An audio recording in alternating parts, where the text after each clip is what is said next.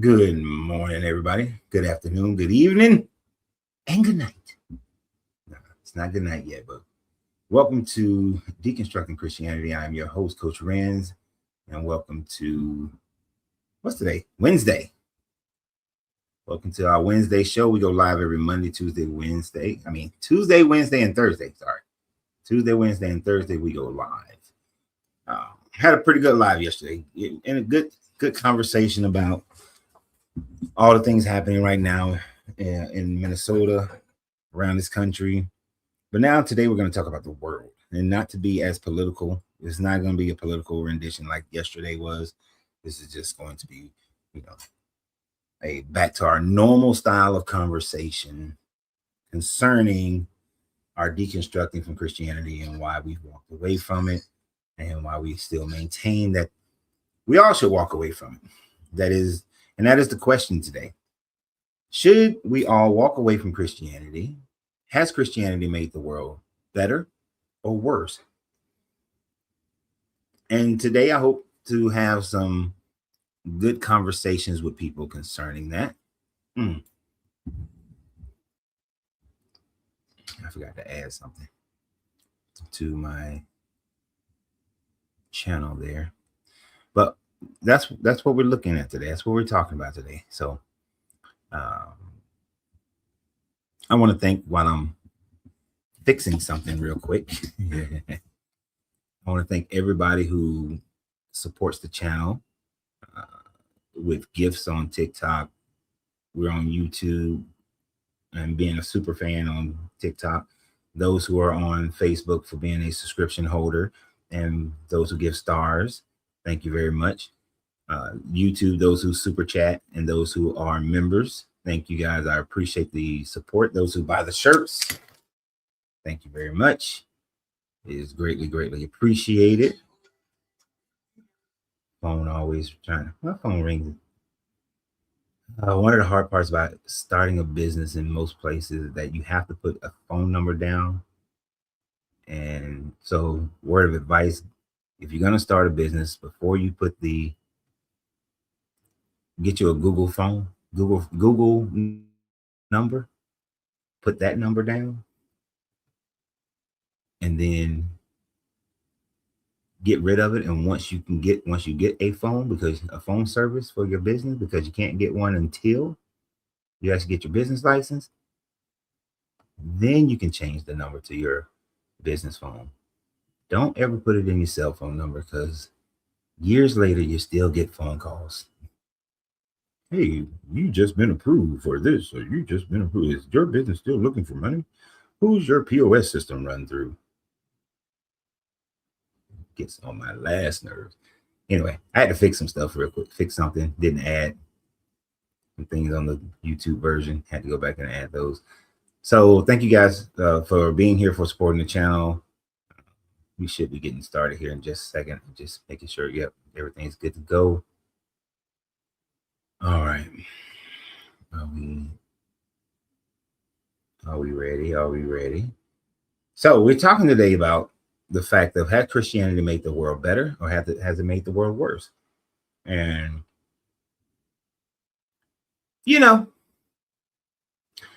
I'm going to say that Christianity hasn't made the world better. That we would be in a, if man would get rid of religion in itself, just religion period, the world would be a better place. The world would be a much better place just without religion. If we lived in Star Trek, is that example of a better world without religion. My relationship channel is I'll put it in the chat.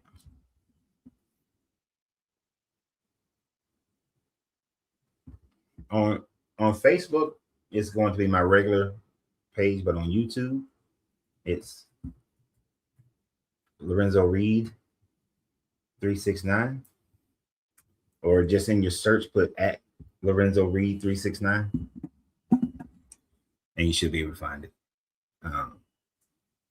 Again, I think Christianity has caused more problems. I agree that it has definitely caused way more problems. In Connecticut, ooh, it's cold up there. Mighty cold, mighty cold. I follow Sandra Guru. Yeah, Sandra Guru is pretty cool. I like that. I like him. I gotta get this guy on right now because I know he didn't get a chance to get on yesterday. Constantine. What's up, Deacon? How you doing? What's going on, dude? Not much. So what do you think as far as the prompt for today?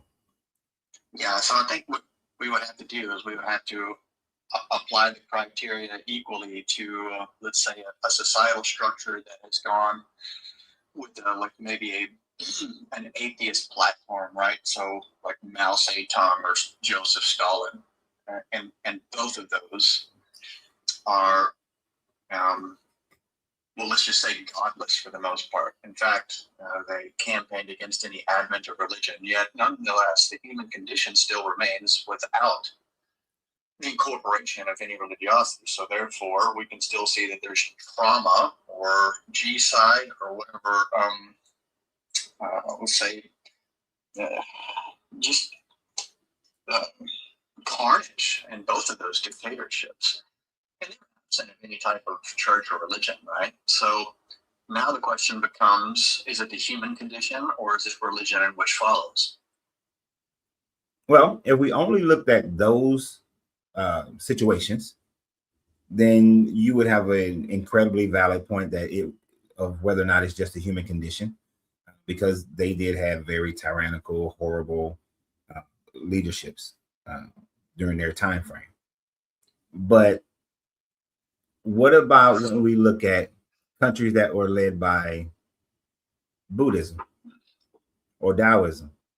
When we look at countries, China, which is another authoritarian dictatorship. No, you're absolutely incorrect. China was not led by, when it was under authoritative dictatorship, it was not Buddhist. It was led.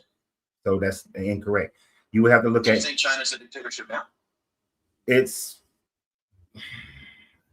not necessarily a dictatorship. It's kind of like how the old Roman Imperial Republic is closer to that. But you're going away from me making my point. My bad. China is not where I was going with a Buddhist-led government, because communist China was never led by any religion specifically whatsoever. Religion was just controlled by the state. Countries like Bhutan, countries like Tibet, yes, they are smaller on the world scene, but these are some of the happiest countries in the world. Like Bhutan is, year after year, the happiest country in the world. And that's something that I just recently learned about Bhutan being rated as the country with the happiest people. But there are the most of the time there's going to be smaller countries that are in this situation where they were led by a more pacifistic, humanistic religion. And in those countries, their culture, their people had more peace, had more happiness. And success to me, is measured by happiness. It is not measured by wealth and power and that sort of thing. Amen to that. So if we were only to compare it to, I mean, a lot of Christians throw out Stalin and Mao, but if we look at the grand scheme of things, there's been way more tyrannical leaders under Christianity than atheism. Yeah, so when we take those two things and we put them in a vacuum, we can see that there's just great atrocities that have been led throughout history, whether there's been religion or not. Now what has to be compared, and whatever criteria we decide to invoke, has to have some sort of probability measure. And I don't know where that metric's going to lie, because with the advent of the church also comes its charitable functions with the poor, with the homeless, with the needy. And now we have to say, okay, well, let's take the Catholic Church, for example. would say, oh, well, they're responsible for A, B, and C. Okay, now I'm not going to suggest otherwise that their charitable efforts within their communes or in their outreach programs outweigh the bad. I don't think there's a scoreboard necessarily following. But within those structures, there seems to be like, I don't know, the Salvation Army or something Okay, like that. So let me stop you for a second, because none of that has to do with the question at hand. In order to look at the question at hand, we have to look at the past. What has Christianity done in this past that has affected the world, and how has the world responded in kind? So, I gave you science. Excuse me? Yeah, I gave you science. You gave me science. Newton was, all the great scientists from the past. They wanted to know more about the God which they served, and so they positioned themselves adequately in order to understand the world in which He created. Thus, branching in science. I mean, the Big Bang was discovered by a Catholic priest. Okay, again, you're going way off the subject matter. I don't think it's that far. Okay, let me ask you a question. Slavery is supported by the Bible. There is no argument for it. The Bible completely says that slavery, that you can make slaves of the foreigners, and you keep them as property. Wait, is that statute law, or is that case law, or is that's in the Bible? It's Levitical law in the Bible. You can use all these other words. Who's in charge of the Levitical law? Is that Moses, or is that God Himself? God. The God of the Bible instructed these laws, gave them to Moses. Moses gave them to the people. Wait, God gave them those laws, or He gave them the laws on Mount Sinai? He gave all the laws. Well, It's not a separation between, because the Bible says, and the Lord had commanded me to tell the Israelites this, and He gives out the laws. And one of those laws. So He gives out the complete law, because the only law that God inscribed by His own hand was the law on Mount Sinai. So now what you're referencing is the Levitical law, ceremonial law, let's say statute and case law, which is indexed specifically to Moses. Constantine. Christ even expounds on Constantine. That is utter bullshit and avoidance, because it's false. It is. I will simply hold on. Sure. It's not that hard. Cool. Because what happens when it comes to the laws that are in the Bible that Christians today know are immoral, or think that are immoral, what you do is then try to change and move the goalposts so that it no longer applies to you, or it only applies to these people. I haven't made that case at all. Or I wasn't finished with my orin. Or it is something that you say, well, that is not one of the laws we had to follow. You're misunderstanding what I'm saying. Even Christ. Hold on. No. That was the law that Moses gave you. Your hearts are hard, so He gave you that law. He was, and that he was only talking about divorce in that respect. He was not talking about. Talking about that one law. What else was made? He was. See, that's you reading. You're reading into the narrative. So let me answer the thing. At the beginning of chapter 25, the Lord spoke to Moses on Mount Sinai, saying, "Speak to the Israelites and say to them," and then he goes into this long ass diatribe of different things about the festivals and having indentured servitude of your fellow Israelites. But it's God talking, or who's talking in the text? The Lord spoke to Moses on Mount Sinai, saying, speak to the Israelites and say to them. So this is God telling Moses what to say. Now, if you're going to say that, oh, well, God didn't say it, Moses said it. Well, shit, God didn't say a whole bunch of stuff that y'all follow. He spoke through people. So if you're going to say that, oh, this is Moses speaking, then you got to discount every time and every other place that God is supposedly speaking through other people, which then discounts your whole New Testament. What I'm saying is that the only law that is inscribed by the God of Israel and Yahweh, written by His own hand, is that of the Mosaic law. That has nothing to do, dude. What is referenced after that? What is referenced after that? It's mediated by Moses. Now you're going to have to make a that is that God spoke every you're moving the goalpost. 13 laws into existence. You're moving the goalpost. You're moving the goalpost. I mean, you're not being intellectually honest. You're not being intellectually honest, because what you're saying is that any law that is not written by the hand of God, then therefore it is a law that is only established by this person or that person. These laws were not referent to the mediation of Moses. Although what I'm stating clearly is that the laws in which are inscribed on Mount Sinai were written directly by the hand of God. Now, there's a circumstance in which happens directly after, and the law is now mediated. You know what? When we go forward in the Gospels, Christ even elaborates this and said that was never the law God gave you. I can't have an honest conversation with this man. I have tried to allow him to come onto this channel before, and he cannot ever have an honest conversation. It's always moving the goalpost. Let's move the goalpost. Let's change the meaning of what the Bible has been taught and what the Bible actually says. I don't have the patience. And I told you guys, this year I'm not going to be as patient with people. I'm not. That was utter nonsense. You're going to sit up here and try to defend with a whole bunch of rambling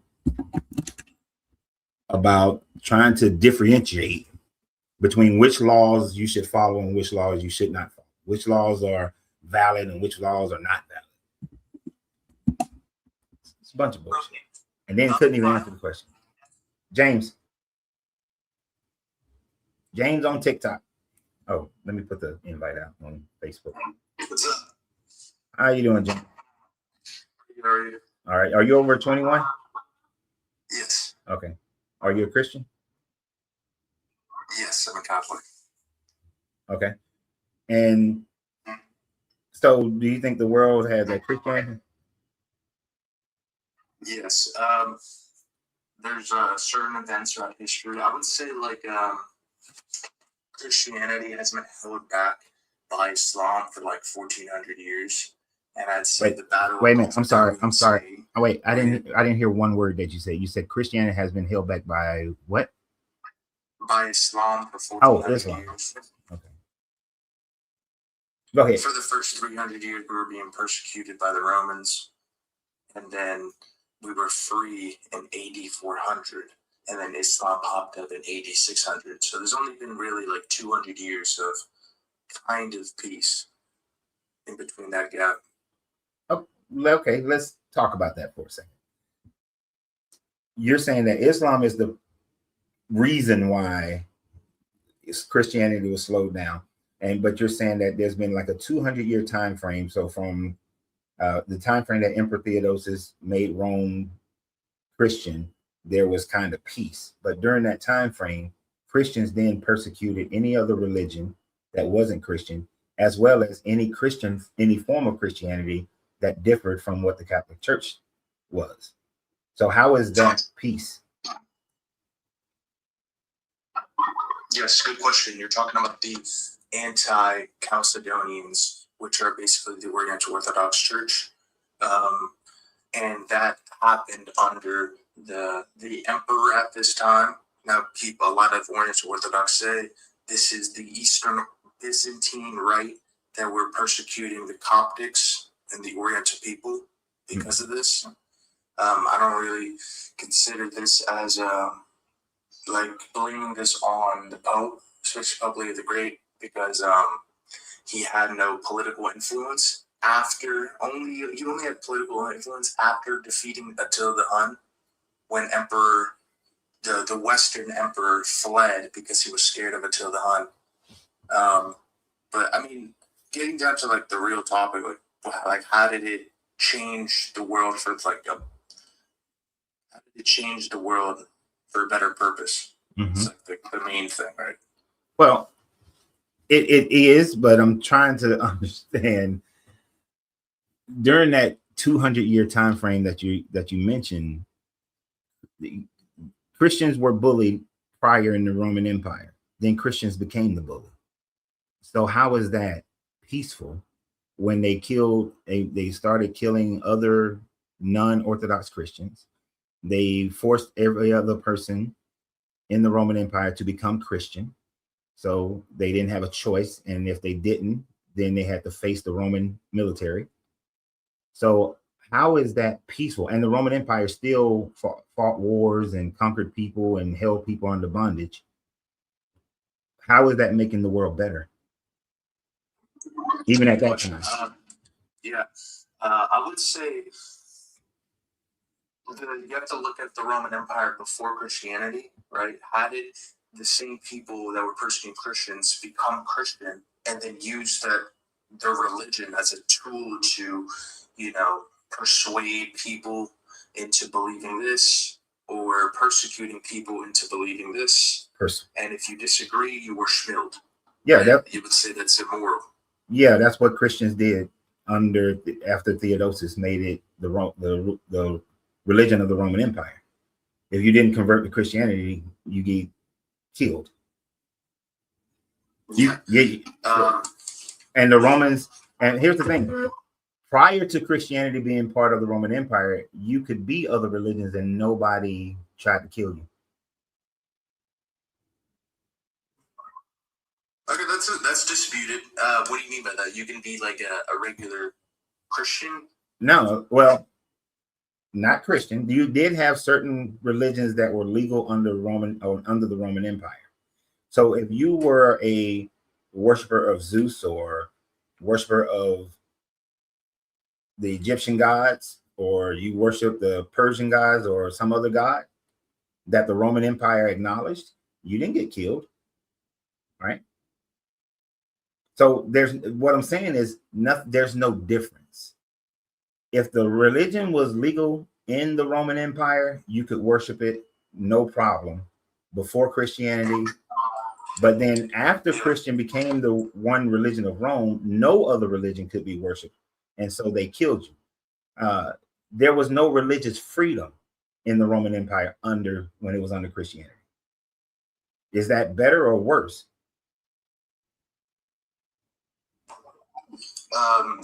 There's no religious freedom under the Roman Empire. Yeah, I would say that's worse. But do you know what the iconoclasm is? Yeah. But hold on, before you go to the iconoclasm. Well, it's in the same year gap. It's on 8600. Yeah. Go ahead. I'll let you finish. Yeah, I mean, when they explain the iconoclast, because not everybody knows what that is. Okay, yeah. So what it is there was a crisis in the church, that they were straying away from paganism, and then they thought the church was engulfed with paganism. And I think there was this one emperor, and so they used to storm in churches like Constantinople and a lot of these churches and destroy a lot of these ancient icons, such as like Jesus depictions, Mary depictions. Right. And so there's just one monastery in Egypt that was away from the persecution. It was like deep in the mountains, and they have the oldest icon of Jesus because they were away from the persecution. And this is an Oriental Orthodox church, and so when the Byzantines fell to the hands of the Muslims actually protected them from the Byzantines. Okay.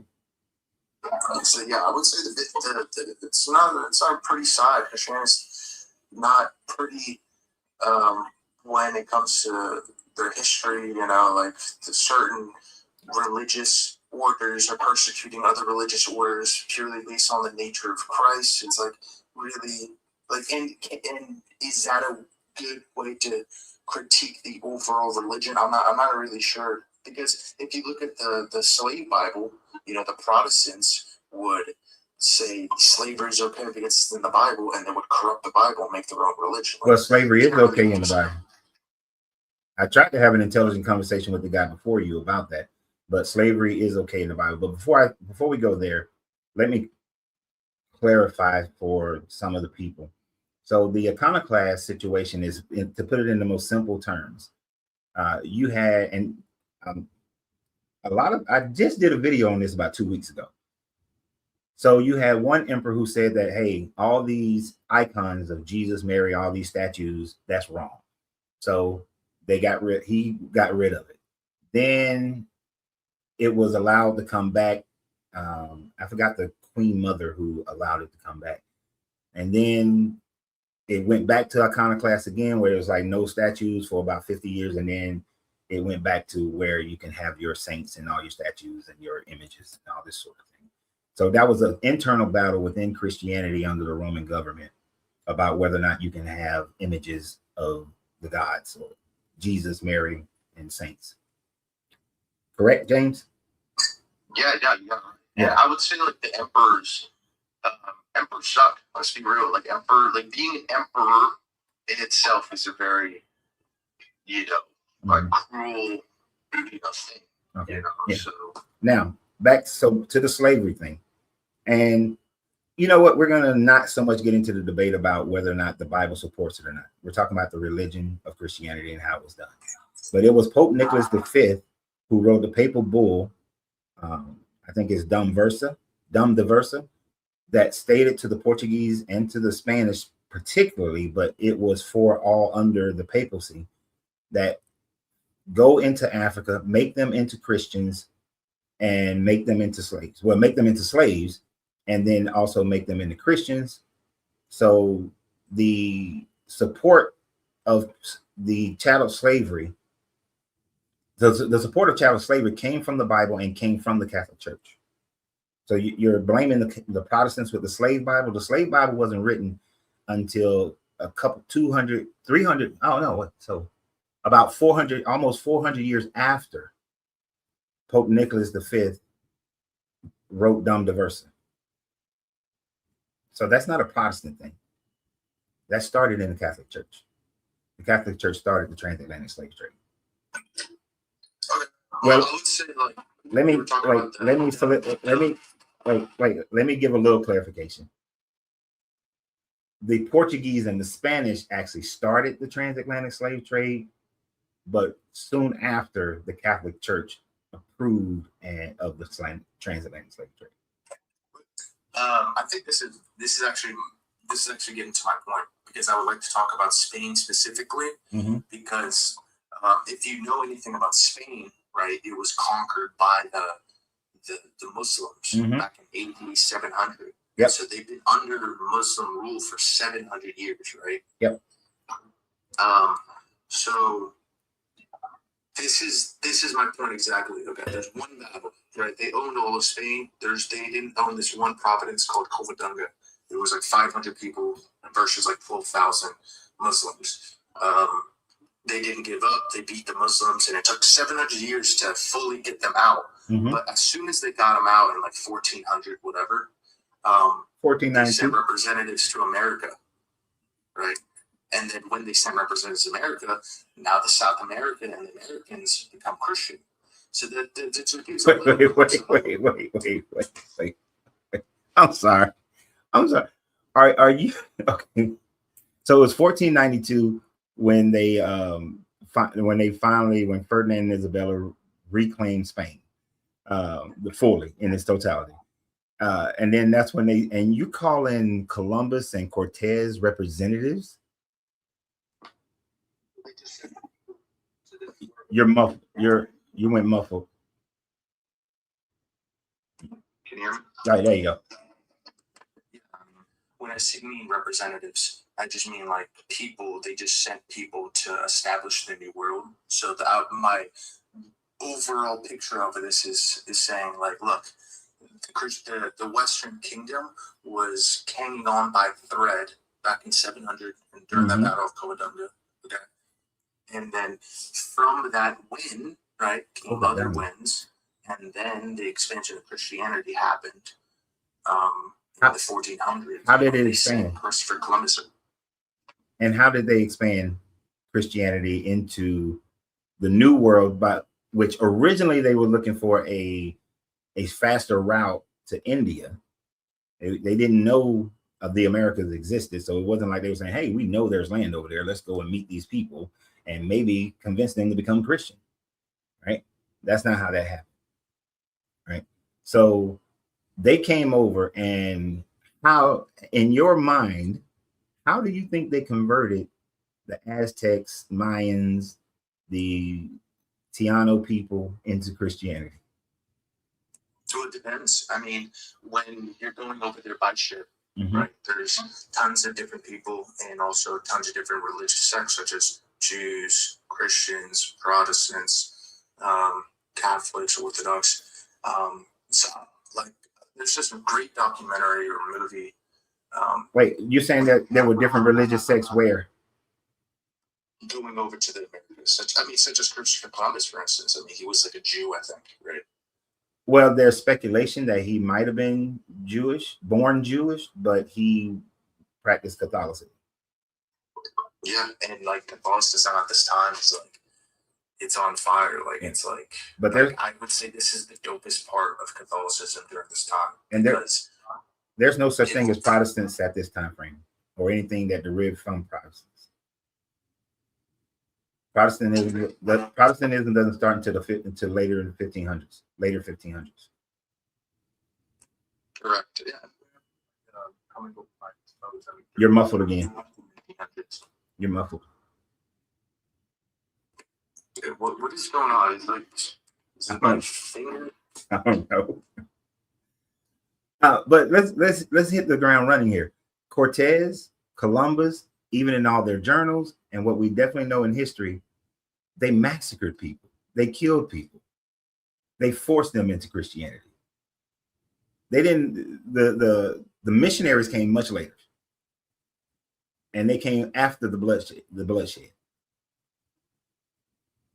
So I don't know. I'm trying to understand where you get this history from that they came over like nice, peaceful representatives. They were looking for a route to India when they found the New World, and they was like, oh shit, there's gold there. And so they sent people over there to get gold. And Cortez like massacred the shit out of people to get the gold. Columbus killed so many people, and I think his cousin or his brother was even worse. Yeah, no, I would say it's definitely a mix of like persecution, not persecution, persuasion, cultural blending, and like coercion, and, like power structures. So yes, sometimes, but like this must not be like denied. There was. I like how you put the coercion at the end. No, it was full on coercion. Persuasion didn't happen until much later, until after the people have been completely subdued and conquered. Persuasion happens the next generation is when persuasion happened, but that persuasion is happening because of the coercion, the force, the bloodshed that happened first. So Christianity didn't spread through peace. It spread through the sword and the gun. Well, I don't know about that.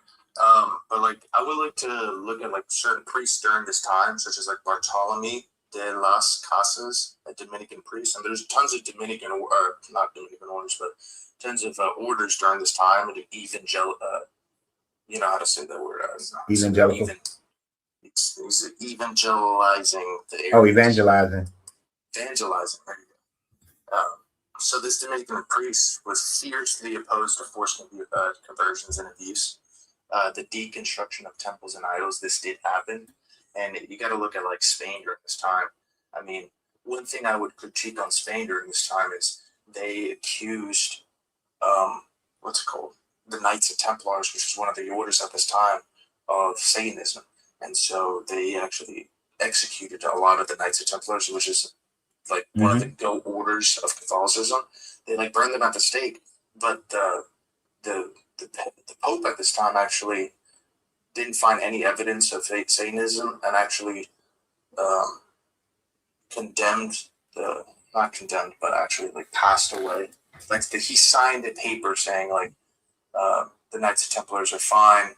They're totally all right. Yeah, but he didn't have enough power at this time to do this. The Spain like had the ultimate power, so he convinced the Pope to,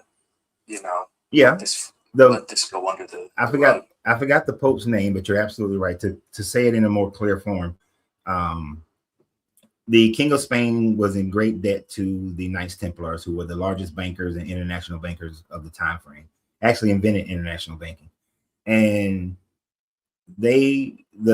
even though the Pope was friend to the Knights Templar, because as a Knights Templar, you swear an oath to protect Christianity. That's part of your oath of being a Knights Templar. But the King of Spain wanted to relieve his debt, so he's made a bunch of lies.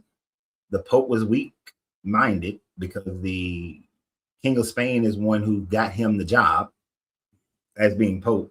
And then he said, yeah, they're doing all these heresies, so kill them. And then after they killed the ones that they could kill, then the Pope said, well, no, I didn't find anything wrong with them.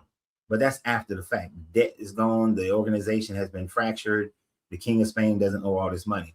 But the King of Spain was still Catholic. He was still Christian. So trying to separate Spain from Catholicism doesn't necessarily work. It was still. No, I'm not. Definitely not.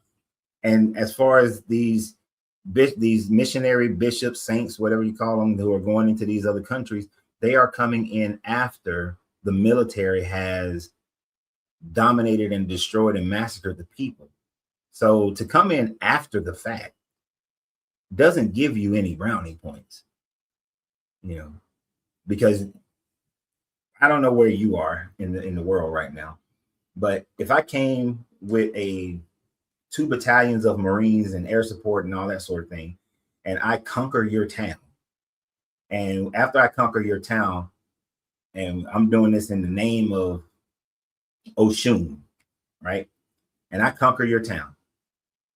And then after we have you guys utterly decimated, living in squalor and ruling over you, where you don't do anything that we don't, unless we tell you you can do it.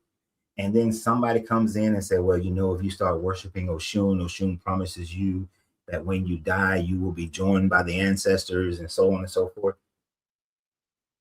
Is that missionary coming in with true persuasion? Are you going to follow it because of his persuasion, or are you following because he got the support of the guys with the guns and the swords? Yeah, I would say no. You're for sure doing it because the guy with the guns and the swords, for sure.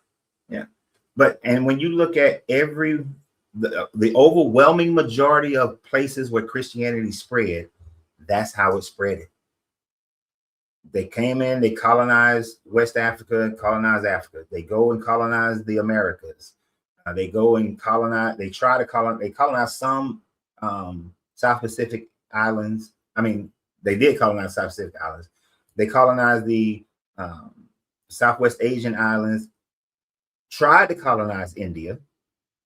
Didn't necessarily work as well. The Muslims did a better job. So it all happens through colonization, and even the creation, even Christianity's inception into the Roman Empire happened the same way. Once Theodosius took over, he said, y'all gonna be Christian, and the army, and if you don't do it, this organization here, this Orthodox Christians, if you don't follow their brand of Christianity, the military will kill you. So there is. You think I can stop a little bit, because I think it's important to not really brand the Catholic Church as a whole as forcibly converting a lot of these people, because there are a lot of propaganda things and lies that have been slanderized about the Catholic Church, especially with this history. And me, on the other hand, I would like to go into these events specifically, talk about the events, show the sources, compare and contrast sources at this time. I mean, because I don't really trust anyone. So, do you know the movie called The Mission? It's with Martin Scorsese and what's it called? I don't know it. Okay, yeah. So it's talks about the evangel. Can't even say that word. During this time in the South Americas, right? And so this is British film, spoke film, South America, focusing on Jesuit missionaries. So it's talking about the Jesuit order, Jesuit missionaries defending indigenous Guarani people from slavery, directed by Roland Goff, featuring. Okay. So it's you can't really because I look at history, right, and they said that the Crusaders were schmilling the Jews during the First Crusades. If you know anything about that, yep. Right. And so when you go into these events and you actually look at it, these are like secular knights trying to storm in, because they stormed and ransacked Constantinople. So it has nothing to do with religion. It's just get more money. But if you look at during this time, they actually hid a lot of the Jews inside of the monasteries, and the priests and a lot of these knights were actually fighting against the so-called crusaders that wanted to ransack and smell a lot of these Jews. I mean, because you can just you hear the Pope talk about, oh, we're crusading, everyone go to the Holy Land, and then you can just be a psychopath, like, oh, I want to get money, put on a crusader cross and represent Christianity. I don't really think like if you can put on a cross and you can represent the church. You know, I would say look at the church. What did they teach? You know, get down to like the real like brass tacks of everything. Oh, you know? So I will then, agree with you that not everybody is a good person, and not everybody is a bad person in any organization or any grouping. How do we group people? For sure. So you can find evidence of some good Christians who went against the grain of society. But that's the thing. The normal mindset of Christian society is what we're talking about here. What the average person was believing and doing, and what the consequences of every situation, decision made in general. So to go back to slavery, when the Pope Nicholas V says that you are to go into West Africa, enslave the people, and then force them to be Christian, you may find that there was a person or two or three who said that, hey, we shouldn't be colonizing these people. We shouldn't be doing slavery. We shouldn't be doing these things.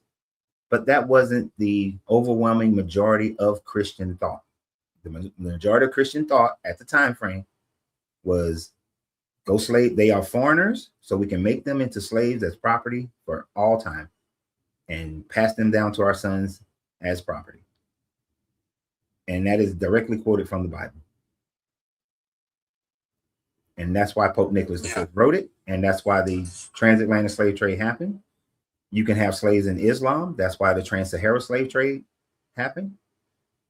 And do you know why the dumb diverse, whatever how it is, I can't say words today, sorry. Dumb diversa. Yeah. Yeah, he wrote it because Spain and Portugal were fighting, but the Pope needed Spain and Portugal's help to fight one of the Crusades. Yeah. To fight the Muslims, right? Yeah. Spain and Portugal were together. They were fighting the Muslims, right? And if you look at the Ottomans, right? You look at the Muslims. To own a slave is actually from a law. It's in their religion. You can own a slave, and it's better for them to be under the chain of a law than to be free, because if you die for the cause of Allah, you will be granted Jannah. That's in their hadith. I can quote the hadith. It's called Al-Mustadrak 2463. And we can quote a lot of these like narrations of the hadith that explains this, because Muhammad owned slaves, especially black slaves.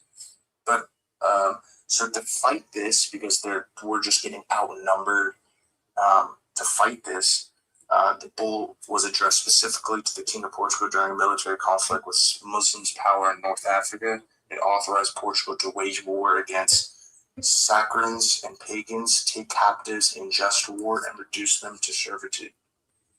So it does not mention race. It does not say black people. It does not establish a doctrine of, I'm just reading. What are you reading? I'm just reading. You're reading the Dom Diversa, right? Yes. Well, it's not going to say black people because they didn't have the same type of race. They didn't identify people by race the same way we do today. Race was created soon after. The race wasn't created until the 1500s. The Dom Diversa was written, but it still states to going into Africa. And who's in Africa? Who's in West Africa? Are they people who look like Seinfeld? Or are they people who look like me? So let's not play that little game there. Oh, they didn't specifically mention black people. They talked about Africa, and sub-Saharan Africa at that time frame was blackity black. So come on, man. look, I understand you want to champion your religion and see them in the most positive light you possibly can, and I respect that, and I understand that, but I respect truth more so than anything else. I would say this: like medieval popes operated within flawed political and military systems. They tolerated forms of servitude common to the era. And European powers later exploited papal language for profit and racism. What the church did not do, the church never defined slavery as morally good. The church never approved the race-based chattel slavery as doctrine. Yes, they did. What are you talking about? They approved the enslavement, the chattel enslavement of Africans. And before that, when before the Dum Diversa, they approved the chattel slavery that was going on in the Roman Empire. The church in 400 and 500 and 600 and 700 never came out and said that the slavery, the chattel slavery that was happening in the Roman Empire was wrong, or that was happening in any of those. When the European countries fractured off from the Roman Empire, it never said that chattel slavery was wrong. The Catholic Church didn't say that until closer to towards the end of the middle end. Well, the Catholic Church didn't start saying anything against slavery until around 1806, 1807, in that early 19th century is when you start getting the abolitionist movement first starting in Europe and then in the Americas.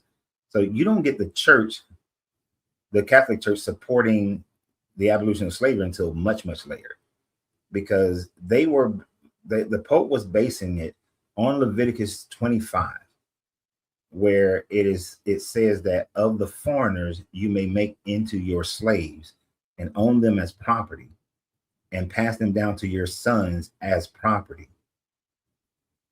They did, and they accepted the servitude, indentured servitude that you find in the earlier verses. I think it's around 34 of the same chapter, where it says that from Israelite to Israelite, you make them into servants, but you treat them as an employee. And in the 7th year, you release them of their debt. That's why, but prior to the Dum Diversa, if an Englishman owned an Irishman, they can own them as chattel slavery. After the Dum Diversa, and then about 50, 60 years later, when race-based slavery began, then the English who owns the Irishman becomes indentured servitude, because now white is created, black is created, Asian is created. Well, first they called it Oriental is created. This is why, bro. Like, I'm Irish, so like you're talking to, like, parents do not like England. We do not like Protestantism in general, because during the 1800s, 1900s, they would, like, during this time Ireland was occupied. Mm-hmm. They let the Presbyterian Scottish people take over land in Ireland, burning up churches, taking over land, not letting Catholic people in positions of power because it was switching to Protestantism, all this stuff. So it's like a lot of this side is very ugly. But to going back to like the core, like the expansion of Christianity, like it was expanded by the sword. How do you deal with like the Book of Acts, where it says like I think it was Philip or Thomas going to like an Ethiopian eunuch, baptizing the eunuch, and then we see the history of the Ethiopian Orthodox Church in like becoming one of the oldest churches, basically. Yeah, Acts. Luke wrote what Luke was writing is basically, it's one of two things. When they say Ethiopian eunuch, Ethiopian at that time frame just meant burnt face. It did not mean the land of that we call Ethiopia today, which is Axiom, which it was the Axiom Empire back then. So this person that he claims, that this Ethiopian eunuch who was in the royal courtship of the Candace, which is the queen. One, I don't think this person ever existed, because what we don't see in history is below the Nile Valley, no country or royalty becomes Christian. So, and it certainly wasn't the Ethiopia that we know today, because Ethiopia didn't become Christian until 330, right? 330 CE. If this is supposedly happening in 1st century CE. So we got 300 years, almost 300 years where we don't see any Christians in the Axiom Empire. And there's no Christian royalty in the Axiom Empire. So Luke is either writing about some other burnt face or black person that supposedly went somewhere, but it had to be north of the Nile Valley. Well, within the Nile Valley. But it does quote Ethiopian eunuch, which I would say, like, based on like the language, right? Ethiopian eunuch in Jerusalem.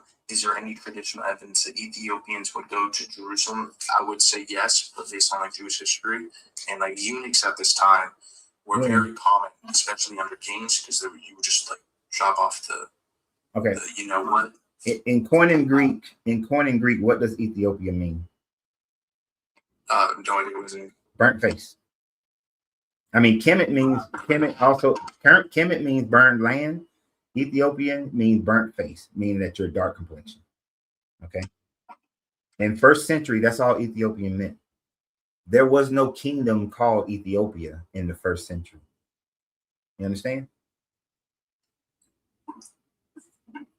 Okay, but I would push back on that, because I think the Bible quotes the king that the Ethiopian eunuch was serving, which is like partly like in that area, which is now Ethiopia. So you can say like it doesn't quote a didn't really exist. It didn't quote a king at all. Christianity started in 330 CE. But like, I mean, we just have to talk to the Ethiopian people that talk about the traditional and archaeological evidence. They don't have any archaeological evidence that supports it. That's the problem. They have zero archaeological evidence that support it. And it's not, the Bible says that it was a Candace. A Candace is not a king, but a queen. And during 1st century, there was no Queen Candace in the Axiom Empire. It was still led by men. It was a patriarchy. There, and understand, I think you're having a hard time understanding. There is no kingdom of Ethiopia in 1st century. No kingdom called themselves Ethiopia in the 1st century. So when you said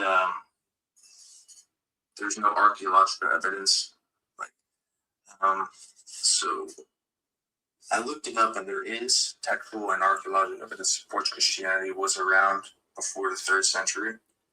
What's the archaeological evidence? Textual evidence is highly debated. Christian symbols, especially crosses, in Aksumite contexts that predate King Azana's official conversion, AD 300.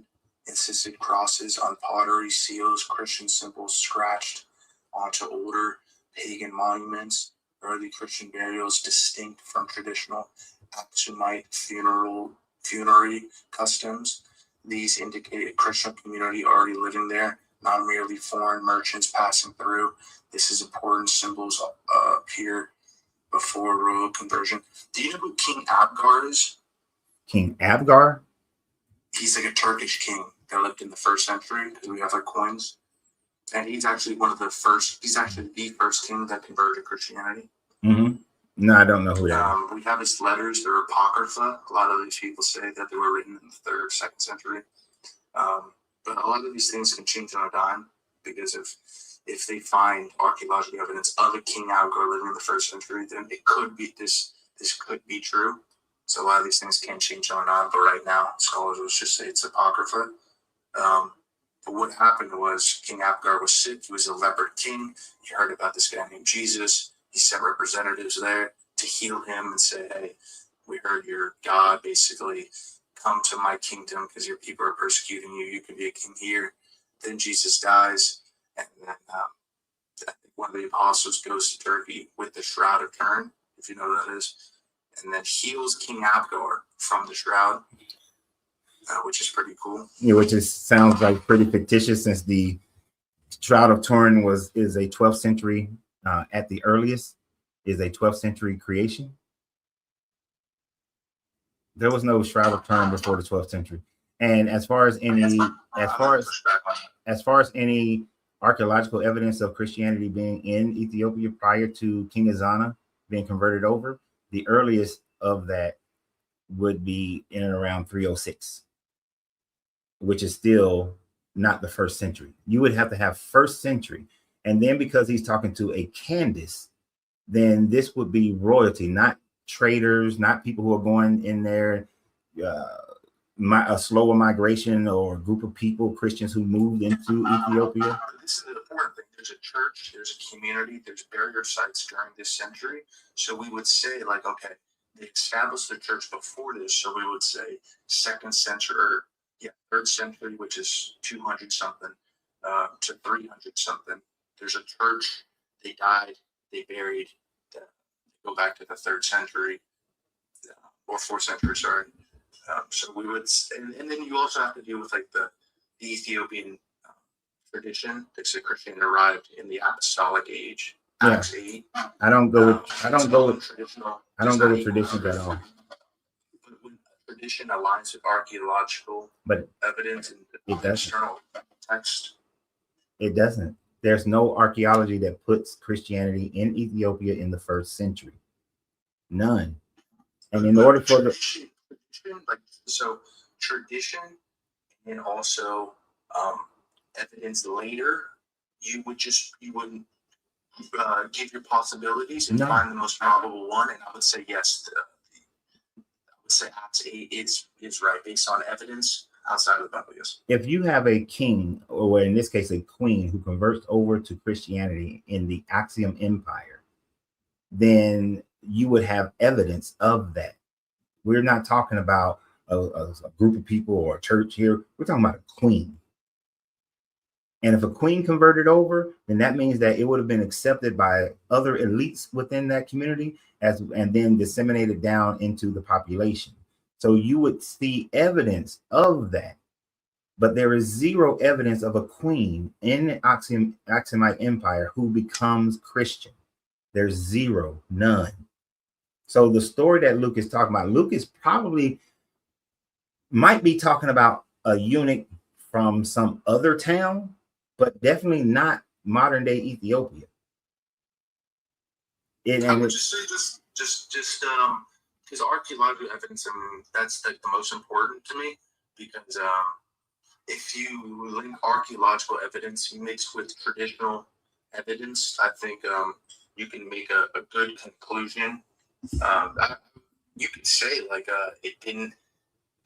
So it's like, what's your probability of what happened? Okay, Luke meets the Ethiopian, which is some other black dude, and then that guy went to another part of Africa. Like, what's your analysis on like what happened? So my analysis is that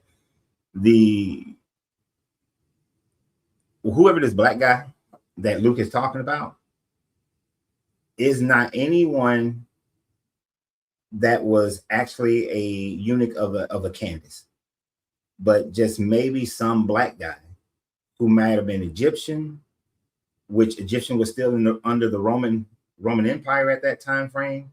Maybe he possibly could have been part of the northern part of the Saudi Peninsula, which Rome controlled that as well. So he would have been under the Roman Empire, and the Roman Empire had puppet states. So he might have been part of a puppet state within the Roman Empire, which then would exclude what we call today Ethiopia. Because Ethiopia was never under the Roman Empire at no point in time. Which is why there's zero archaeological evidence in Ethiopia that Acts 8 actually happened in that particular land.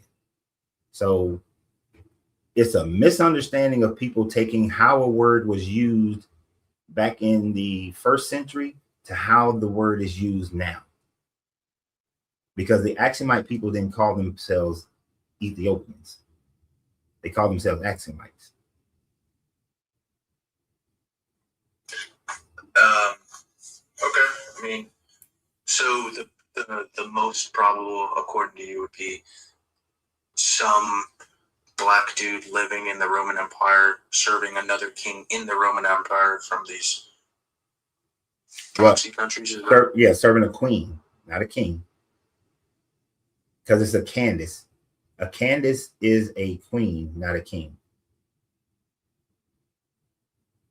How do you do with like the Jewish sources such as like Josephus that talks about like Ethiopians as like a known people, their proximity, interaction with Jewish history and lands? How do you deal with like the Jewish history that talks about like Ethiopians specifically? Are those people also part of the Roman Empire and there's someone else? They're just other black people? Yeah, they're just other black people, because that's what the word Ethiopia meant in the first century. And Josephus was a first century, early second century writer.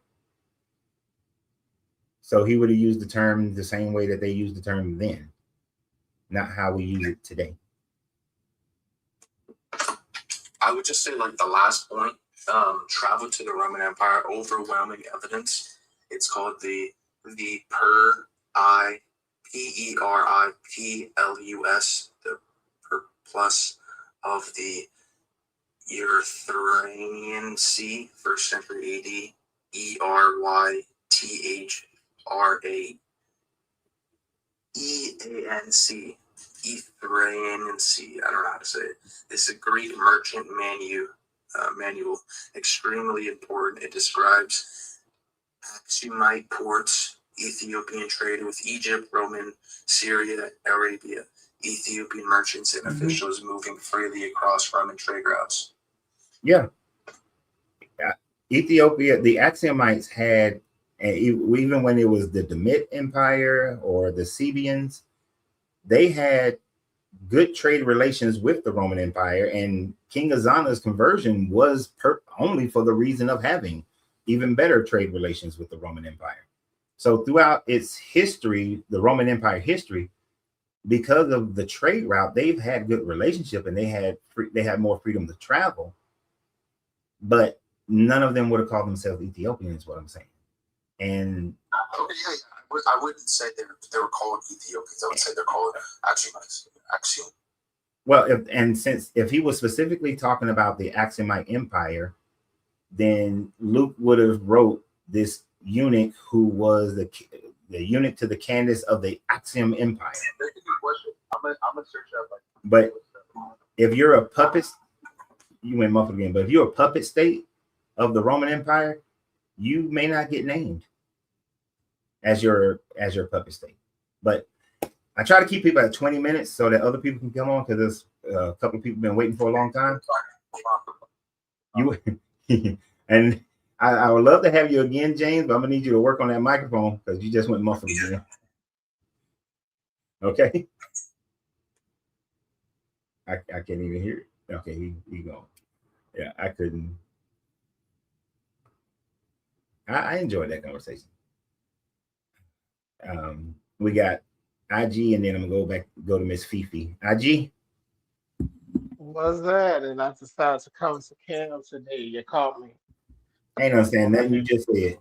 What'd you say? I said, what's that? And I decided to come to camp today. Oh, okay. Whatchamacallit? Do I think that has Christianity changed the world for the better or worse? Mm-hmm. I mean, my opinion is worse, but unfortunately, we live in a reality where people believe and live out their lives otherwise. So I think it's going to be based off the perspective, because it always ends up to the interpretation to the God of my understanding, the God of my particular experience and stuff. So there are going to be some people who are going to always say, well, I need this sense of hope or morality to keep from killing or raping someone or doing something terrible. And then there are going to be people that are going to say, well, because of all of the terrible things that are around this life, this is why I need this to be real, and this helps me cope with that. And at the end of the day, how I still see that those things are true, but I also can see where the institution of your reality, like we were just discussing with the first century church and everything, you Mm-hmm. can't be the one who have the military that goes in and decimates everyone and then say, oh, see, we're giving you hope after we took away your peace. You know, I would rather have my peace than to have the need to live in the reality to need hope or to want hope, should I say. So a lot Mhm. of times that people, even I appreciate the young man, um, his last conversation, but I even noticed that the early on how he wanted to just skip over that fact, and I Right. think every person does that. I said the most obvious part of history. I said, you know, one thing that's so interesting, people keep forgetting, and it's not to diminish what our ancestors went through, but I would keep reiterating those same violent things that they did to slavery and people outside. Y'all understand that these Europeans have already experienced that through a conquistism and through conversion. You understand the inhumane, torturing, killing, slow death thing. These same Europeans who came over here to the Americas have a history of having that done to them due to elitism, monarch, and religion. Mhm. So this is where, you know, that's why unfortunately, religion is one of man's worst creations. It's one of our worst creations. Uh-huh. I agree It's one of 100%. it's one of our worst creations. It's like they talking about AI. No, bitch, Jesus is more dangerous than AI. Ho, the Bible is more dangerous than that Waymo fucking call. Ho, No, you're you. absolutely right. And I can appreciate that the guy James was he Mhm. was trying, and he's going to put his religion. He's going to see his religion in the best possible way. And oftentimes, the further away from history a person gets to where their people were subjected under this totalitarian rule of Christianity, Right. the impact lessens. The same way that my children can appreciate the civil rights movement as much as I can appreciate the civil rights movement, because to them, Mhm. Mhm. they've Mhm. grown up without a lot of the barriers that I grew up with or that my parents grew up with. So Right. they're not going to be as attached to it. So even though he's somewhat attached to his Irish heritage and remembering how they were treated under the Protestant Mhm. English and the Scottish, Right. it still does it. At least he has some idea. Mhm. Mhm. But But you then know what's up? but Go he's ahead. gonna I'm sorry. blanket the rest of it. Like, I got a guy telling us, oh no, they had archaeology. The structures that are found are 4th century. In order for your Ethiopian eunuch story to be true in Acts, it has to be 1st century. It cannot be 4th century, right? Right. That- And and you know, go ahead. I'm sorry. and then understanding how words are used and at that time frame. Ethiopia didn't mean the country of Ethiopia that we have today. So Correct. when we're looking at history, we have to look at it through the lens of what did things mean at that time frame with those people. Right. And so during the time frame of Christianity, the whole time frame of Christianity up until the early 1800s, slavery was approved of. And then it took about what, 60, 70 years, about 80 years. Yeah, I think the last Christian country was Brazil that still held slaves. So and that was like what, 1884. So it took Yeah. about 80 Yeah. years for the Christian mindset to switch from um, being slavery is okay, God ordained, to now slavery is not okay. Right? It took an 80-year time frame. That's what, 4 generations born in that time frame in order to change that mindset. Because what, a generation is 20 years, right? Something Yes. like that. So it takes that much time, that many more generations. But all that damage that it created beforehand is affecting everything that is still moving forward. So we still have that problem. Right? It's true that it takes less time to inflict the wound more than it takes time to heal it. It does. So if you think about something kind of like PTSD, your complex PTSD, your some more simple form. The complex PTSD happens because people who experience multiple different times of trauma reoccurring all the time. It isn't just one event. So if you look at that in a medical sense, when it comes to like the human body and psychological behavior, if you condition people for 4 generations, that's that's 8 decades. That's 4 generations. You Mhm. understand? That's enough time for things to shift within world history to where this particular infliction or ideal has been inflicted. And that's why I said, not to say that I have sympathy and empathy, but now that I have stepped outside of religion, yes, I'm very tribal in my observation with a lot of things because that's how I accept people. Growing Mhm. up in New Orleans before Katrina, baby, they let you know. Don't look at these Mongolian features, even some of them with the New Orleans accent. No, bitch, I'm not Chinese, so I'm Vietnamese. I am Filipino. I am from Taiwan. No, I'm not Puerto Rican, ho. I am Venezuelan. No, I'm not from the Caribbean. I'm from Central America. They let you know. So Mhm. when you be around people who are very, yes, they're American, but people who are very specific in their ethnicity and their culture, I learned that most people from outside the world don't, like you said, it's not a race thing that happens. Like how we try to conflate class. We're not saying that things don't happen through class because of nationality and genes and stuff like that. But the way that they classified things more back then in the day was through your lineage, your tribe, your national origin. And still to this day, in certain first world countries, there isn't so much of the black white thing as it is the ethnicity thing. Yeah, you're absolutely right. And that ethnicity thing is something that is very vibrant in the Bible. Right off Yes. the bat, this guy says Right that off the bat. the Israelites are my people. Now, Yeah, like, when they do something wrong, I might kill a few of them. yeah. But when it comes to somebody who is not my people, we're gonna kill all of them. Right. This sound like a nigga trying to play the ultimate chess game of life. You talk about the game of life when they or him or Shem or whatever the fuck came up with that, they understood what type of psychological strategy.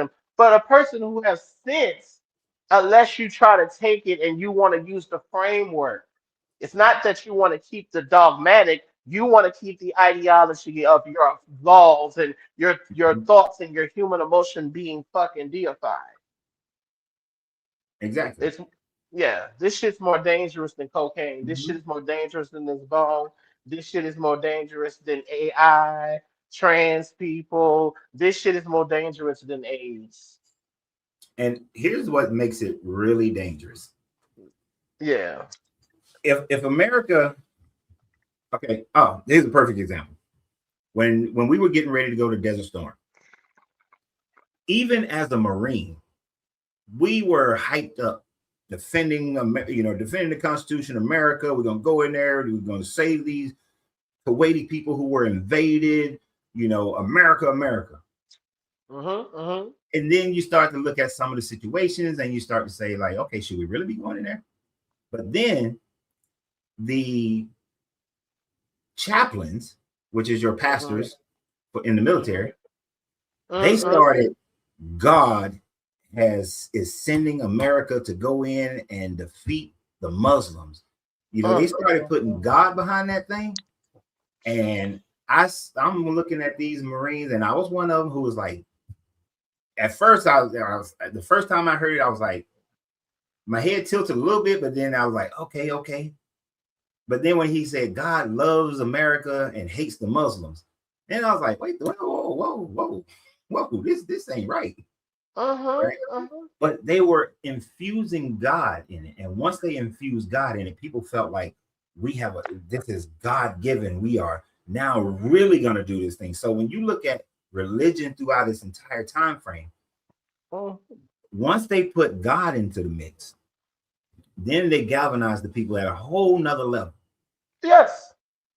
because Yes. everybody wants to think that their God is on their side. When you look at the history, I did a video 6, 7, 8 years ago Yeah. the how Islam, Judaism, Christianity, and Islam were created. And with Islam, you had, and I keep mixing them up at this point, but it's either Malik or Ibn Sahi. They realized that if I put a god, and they chose the Islamic god, which was a cult, at the small cult at that time frame, and I put that behind the people, we can do some damage. Because I think Ibn Sahi, Malik did it first, but Ibn Sahi defeated him, but he saw how fierce and how they fought so much harder because they believed that this God Allah was behind them. And so then he converted, and then he converted his army, and that created the whole Arab nation that swept across the Middle East and North Africa and into the Iberian Peninsula. Right. If they didn't have the God motivation, the Arab conquest may not have went as far as it went. So that God motivation pushes people to do things they wouldn't normally do. And in most cases, it's been heinous things when we look at it at a world level. Yeah, and then when you look at the doctorial part of it, like especially with the whole New Testament of Jesus telling people to forgive your neighbor 7 times 7. See, that bothers me because I don't want to, which we do, I don't want to live upon a bunch of motherfuckers that they can do terrible things. They feel bad, but they know that they can say this prayer of forgiveness. And see, what that tells the motherfuckers that consciously, subconsciously, I can do this terrible thing, but I have an assurance as long as I do this dogmatic thing and ask for forgiveness, it doesn't matter. And you hear the Christians say it all the time, God already forgave me, boo. They already be like, God didn't already. So that's dangerous, you feel me? Because that tells people that they have an infinite amount of times to do fucked up shit, and they know and still feel they're going to make it to heaven. I don't want nobody around me like that. It's unfortunate that I have to live in the reality of these are the people who because that's the thing about me, who gets to institute my government. You get to put how you feel in this, and that's based off of how you create laws. That's how you create certain constitutions. That has always been a problem throughout every mankind history. Every people that do this shit, you end up. I mean, when I hear people, even with people with the whole blacks being Egyptian, oh yeah, they buried their servants. Hold on, nigga, I'm a servant. I'm a working class person. So I'm like, I would probably be one of the servants that get buried. I'm not rich or nothing like that. Do you think that my oppression sharing my phenotype or being in rulership over me is gonna make me feel any less oppressed? What the fuck? Yeah, you're right. Most people want to think to themselves that my ancestors were royalty. No, you'd have been a servant. You'd have been buried with Nah. ended your life to be with the king. And if you were poor and you couldn't afford to have somebody write you a book of the dead, then you're not going to make it through the trials. And so you're just going to cease to exist and not make it into the Egyptian heaven because you were poor. Yeah, like this don't work out. It's funny how you see how I did that. People pick and choose. They always want to see and actualize what the Bible was saying then and took it to the reality what is. Now I just did that, but I just did it more in the sense of reality, not of what my feelings of what the Bible say. I come from working class men and women, no shame of it in my game, baby. It is what it is, you heard me? But I consider myself, I said, I can't see myself. That's the thing, and it's that ego. I'm the child of a king. Why don't you just try being a motherfucking husband first? Why don't you try just being a decent father? Why don't you just try being your sister and brother's keeper? Why don't you try doing all of these things before you need to think that you're some fucking form of royalty to some side sky daddy honky named Jesus? Calm down. I understand. Calm down. That one got you right now. Yeah, but I'm but gonna but you're right. And so we're talking about like the moral standpoint of how the world has been affected by Christianity. And one of the things that you said in the early part is the fact that you can do all these crazy things, yet you got this get out of jail free card. Jeffrey Dahmer is one of my favorites.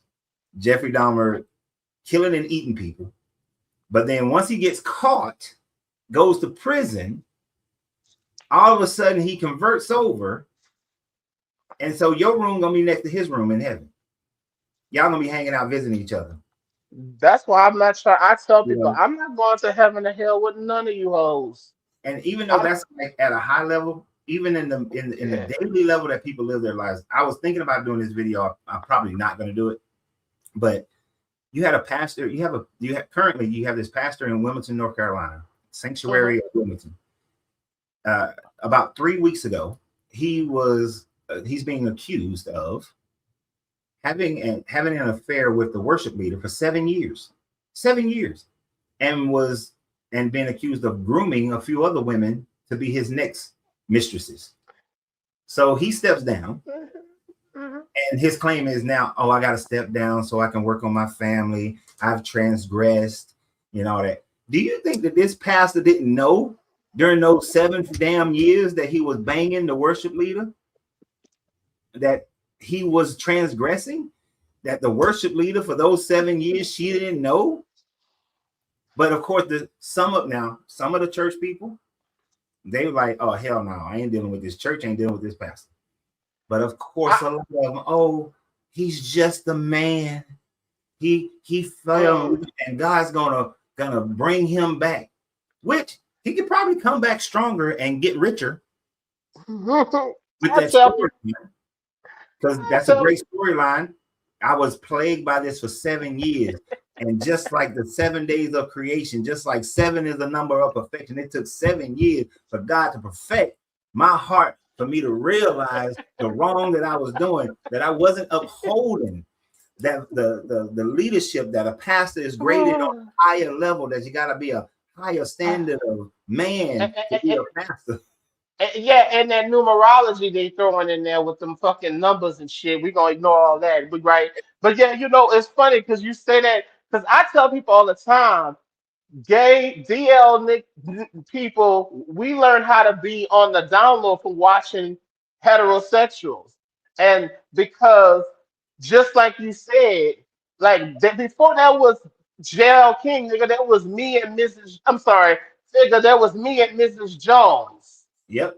There was R. Kelly, keep it on the down low. So men and women have mastered the art of deception, even in relationship. So it's not like the only reason why men have to do it, because the whole thing with, y'all wanting to stone us. That's one thing, and I'm going to shut up. That's why the Bible, I say the Bible is frightfully real to me, because nowhere when you read, when they about to stone that whore, that woman in the Old Testament, you hear me? And it never says in the Bible that stones will fall miraculously from heaven and kill her ass. It's very much clear and implied that Jesus himself had to stop you motherfuckers in the law. You did the killing. See, that's why that sociopathic, psychopathic nature, that's why y'all God is so vengeful and hateful, and you got dreams of wanting to kill people and shit. That's why you got people in ICE who really think they really part of Jesus's crew in that one scene when Luke cut the man ear off and shit. Yeah, you got these type of psychology and pathology of people walking around here policing our streets. So with that being said, yeah, it's terrible for people. Unfortunately, yes, somebody gonna come on and say what he's done for me, what type it makes me feel, and how you don't know the person or relationship. This is disgusting to me, man. This is I don't understand, and especially like I said, for you heterosexual men, I'm a same gender loving man. You have to kill me before I worship anything with a goddamn dick. You're gonna have to take me out. Y'all around here worshiping dick. I'm just sucking it. Have a good day.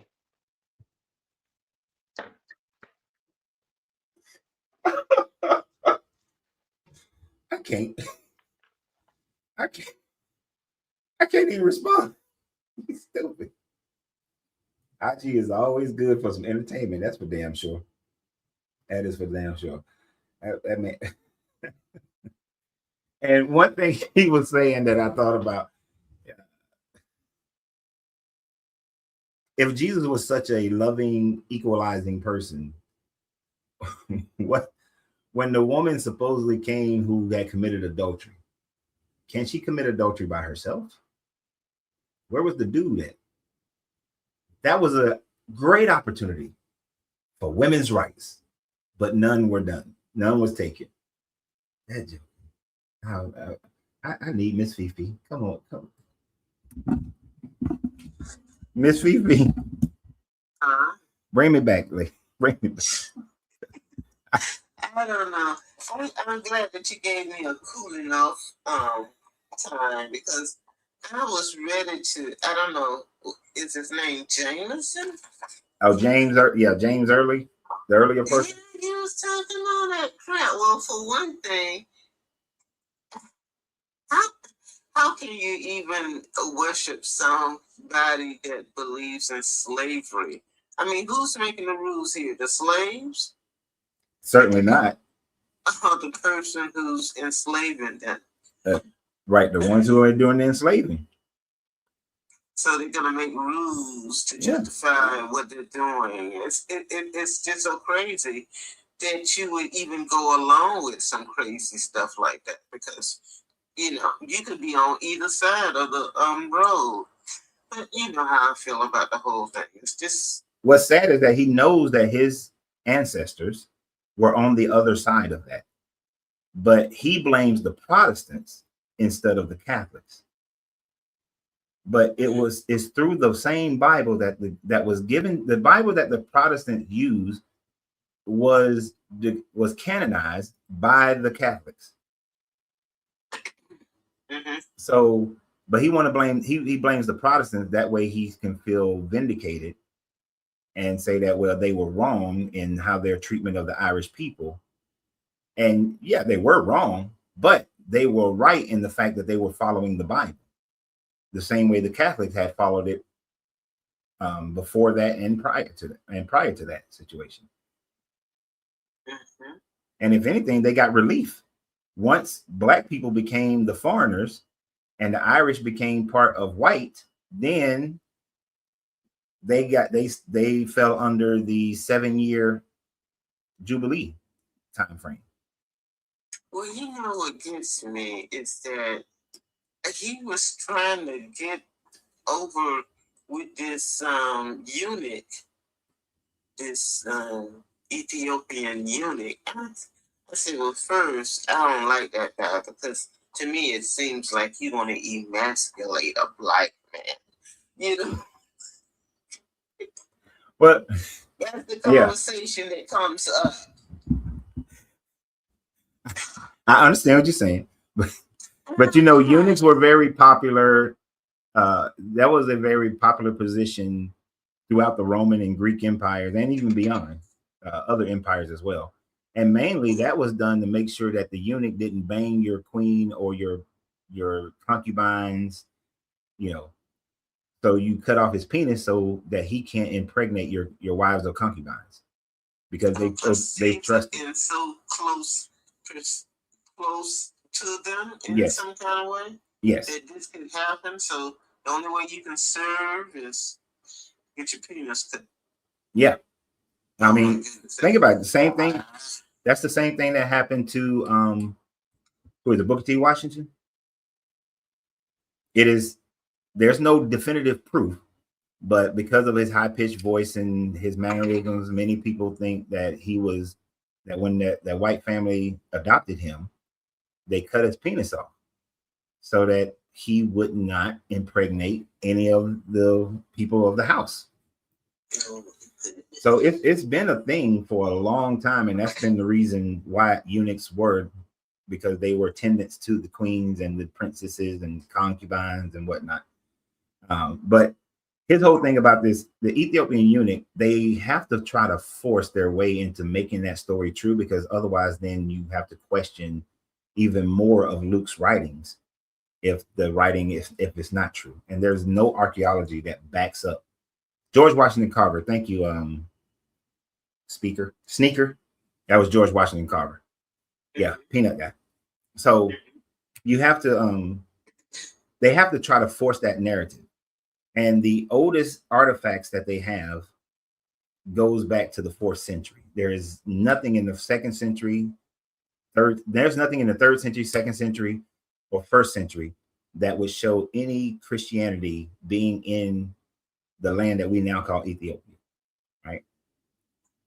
Okay, so I was going to bring up this thing that Egypt and Ethiopia is mentioned more in the Old Testament than Israel is.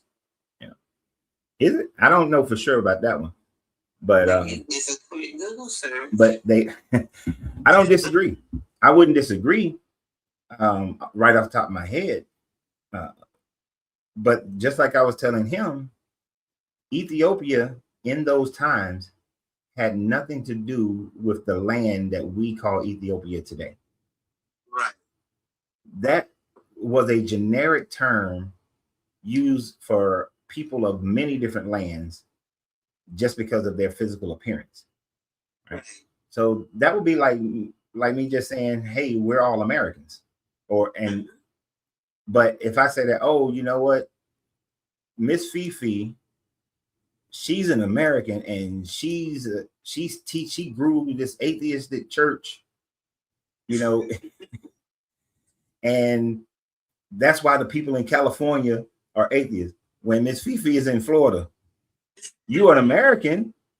The other people in California might be American too, but you ain't got nothing to do with California. Or Miss Fifi was black and she did this thing, and we're gonna say that because she's black, it happened in Africa, but no, it happened in America.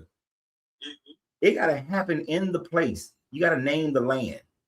And Luke doesn't he's not naming a land, he's naming a people group for that time frame. You know, just not even a people group, a physical, well, it's a people group with a physical appearance, but they could be from anywhere. Anywhere. And then he just says a Candace. We don't know what. You know, what gets me is I'm thinking that in the area is just a multiple of different types of people because of trade and travel. Oh, definitely. And so why would they have to point out about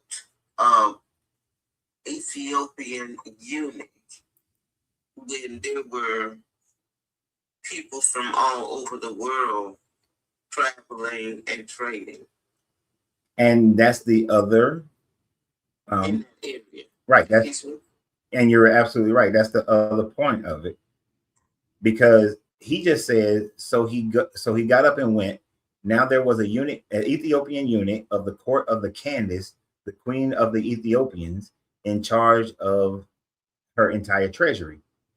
So the Ethiopians, there were no country called Ethiopia at that time. If she's a Candace, queen of the Ethiopians, is she queen of all black people, all burnt face people? Yeah. So he's not identifying that. Were they in Axiom? Were they in the Demit? Were they in the Sebians? This could have been South Sudanese. This could have been anywhere, because especially along the Nile River trade routes, could have been somebody in the North African trade routes, could have been the Saudi Peninsula, could have been through the Red Sea and the Horn of Africa, because those were the Roman trade routes. So it could have been someone in any of those places. Matter of fact, let me look up Roman trade routes in first.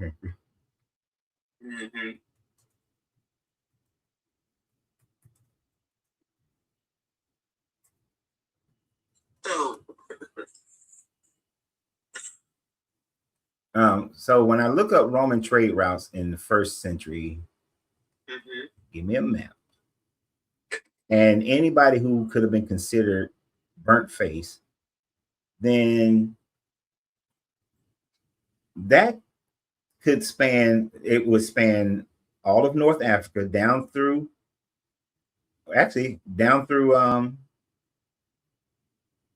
Egypt, along the Saudi Peninsula, in through Mesopotamia, because those people darker faced as well. So it could have been anybody. It could have been anybody, because Luke is not specific on who these people were. And he just saying, "Oh, queen of the Ethiopians." Yeah. So and he convinced him, and he witnessed to him and convinced him of what? That Jesus was spoken of. He convinces him of the Isaiah scroll, and of course, this also shows that they didn't have a handle on what the Isaiah was talking about when it was talking about a son being born. Mm-hmm. So let me, like a sheep, he was. So he said that he was reading. Let me get to it. Yeah, because I got problems with that too. He was reading the part that says, "Like a sheep, he was led to the slaughter, and like a lamb, he was silent before the shearers. So he does not open his mouth. In his humiliation, justice was denied him. Who can describe his generations? For his life was taken away from the earth." And I want to find the exact part of Isaiah that is speaking of. Okay.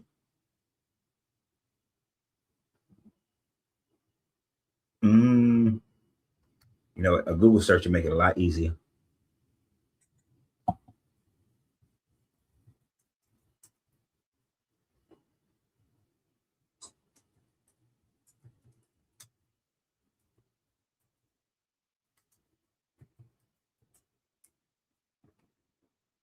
So they are saying that he was Isaiah. I thought it was Isaiah 53. I wasn't 100% sure about that.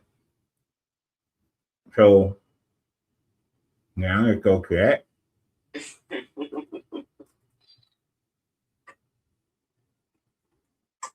I already know what it's actually talking about. So he was reading Isaiah 53, 7 verses 7 and 8. Right? Is what he was reading. And Isaiah 53, and this is the whole suffering servant. And the suffering servant is not talking about a person. It's talking about that whole part of Isaiah 52 and 53 is talking about Israel as the suffering servant, the country of Israel. Mm-hmm. And the Israel and the Hebrew people. It is not talking about it's not a prophecy about Jesus. It's talking about what the people were going through during that Babylonian captivity. They were the suffering. Israel was the suffering servant. So it shows that Luke, being a Hellenistic Jew or just a straight up Gentile, did not understand the Old Testament. And so he tries to point, and Matthew does this a lot, try to force the Old Testament to fit the Jesus narrative. Well, he wrote the Jesus narrative to fit. Matthew wrote the Jesus narrative to try to fit into the Old Testament. Luke is just trying to make that Old Testament fit into the Jesus story so that Jesus could be seen as such. But it's not. It's just not. It's shows their lack of knowledge of the Jewish text, and they're reading this out of they're reading this they're reading this Septuagint, so they're reading this in Koine Greek and writing this in Koine Greek, and so it's just a false claim. Honestly, I think the whole Ethiopian eunuch thing is just a false claim. It doesn't have anything to do with Jesus or the Israelites or anybody else. He just wrote it to make it sound good. But so, yeah. So that's what he was reading. Isaiah 53. But the Christian is not going to accept that. They're going to look at, because they've been told over and over again that the suffering servant was a prophecy about Jesus. But it tells you that it's talking about the people of Israel.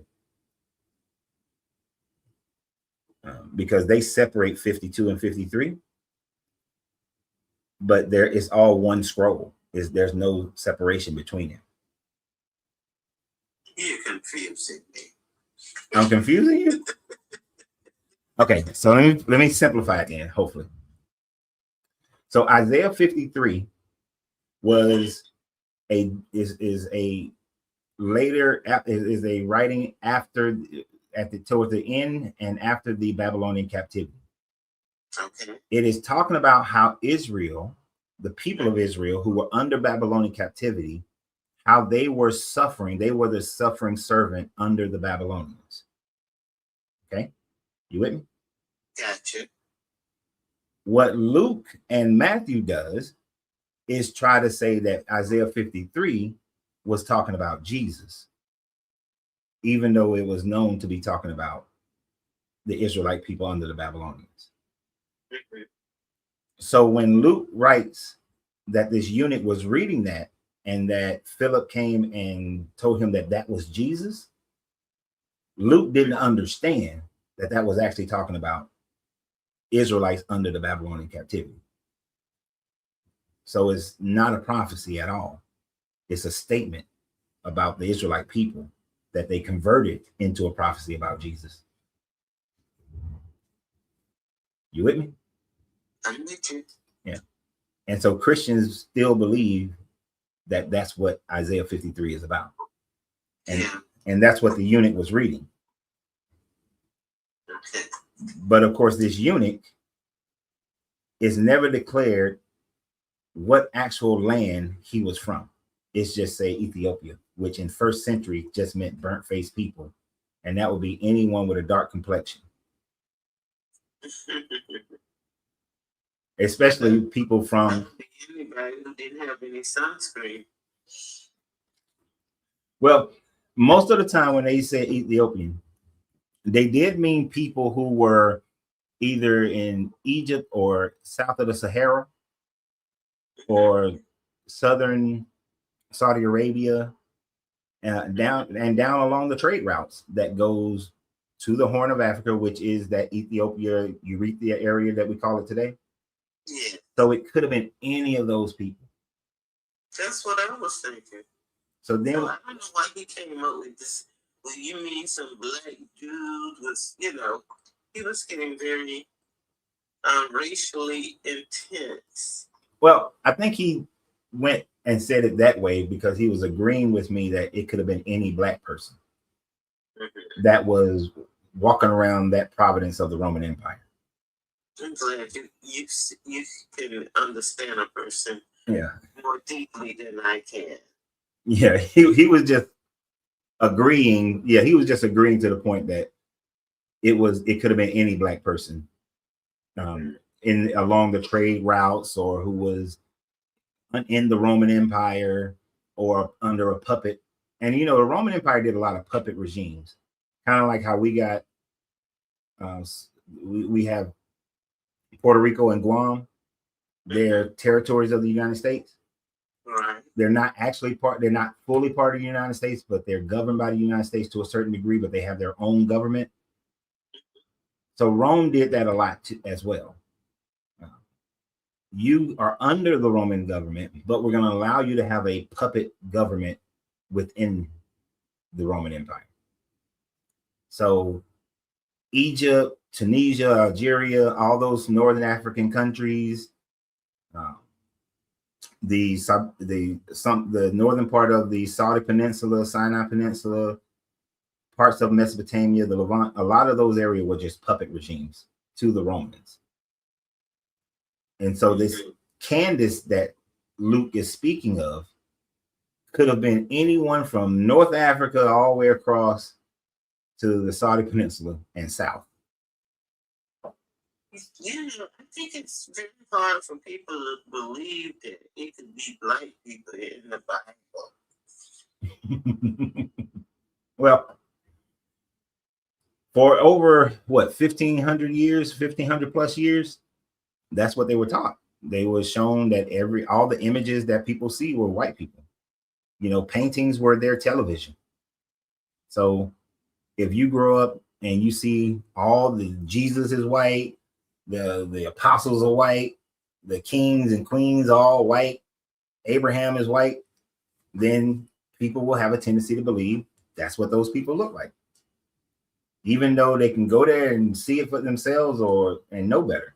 But back then, how many people traveled from Spain to Egypt? So all they were, yeah. It's kind of like I said yesterday. When I first got to Germany, the only thing some countries, the only thing they knew about black people was the Cosby Show and NWA, Tupac, Biggie. That's it. They didn't know much else about black Americans. They knew about the other black people who lived in their country, but they didn't know much about black Americans, especially if you were outside the city. You go to one of the small towns. So then jokers used to ask me, "Is Tupac really dead?" I was like, I don't know him. Like, they don't realize the vastness of America. So they think that, oh, all black people know each other. Like, nah, I encountered that too many times. So people only know what their limited vision, and then they limit the world based on their limited vision. So people back then, they would have been even smaller. Their vision would have been limited, even smaller. The control of information was even more controlled by the state and religion. Right. So because people didn't know how to read, mm-hmm. and therefore all they did was survive. So they didn't have time to think. And if they did think, they know it was going to get them in trouble, so they silent. Yeah, and if they were really rebellious.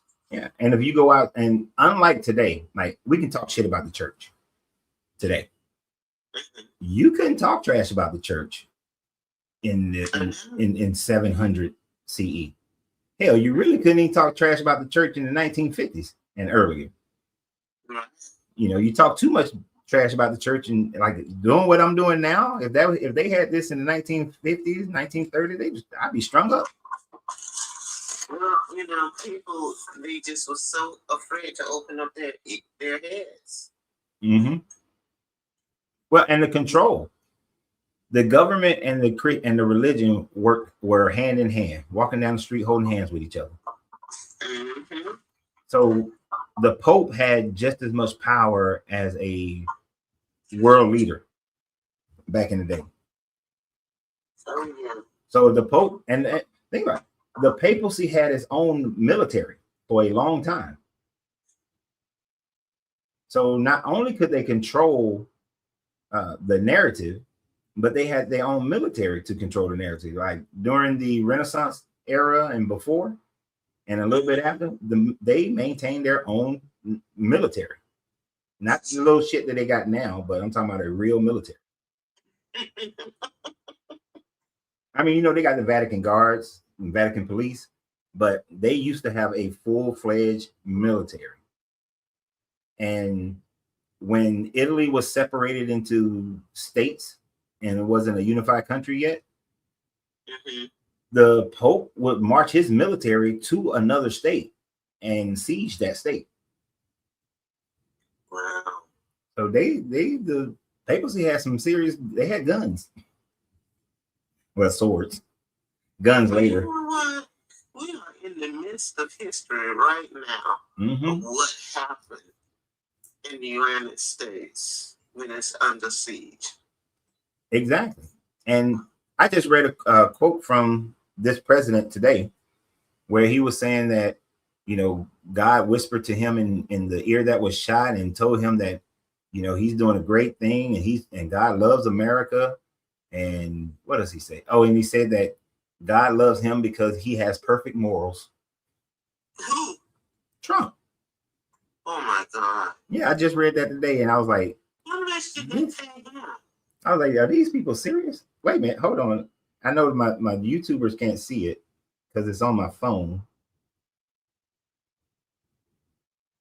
So let me read it. Okay. I don't know when he tweeted this because I don't do Twitter. I've known Jesus. Right. He said, you know, I've known Jesus for a long time. He often says, wait a minute, let me get one of the glasses. Let me read this dramatically. He often says, Donald Trump, we are really close friends. And my father is happy that you are making America great again.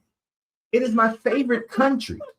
When he saved my ear from the bullet, he whispered in my ear, the one that was saved, and said, the whole world owes you a debt of gratitude for being so Christian and having perfect morals.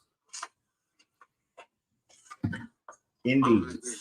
I saw that shit today, and I don't know how old it is, but I was like, I gotta save this quote because this is some bullshit here.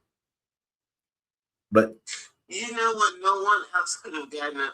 But you know what? I think in a way we know that he's a clown in some kind of way. mm-hmm. He is the puppet master at the circus, and he's controlling all of these things. And he says these crazy things because he's crazy. Yeah. And I know it harkens to our conversation yesterday, but people will believe this. You'll have people on both sides. Some will believe it, some won't.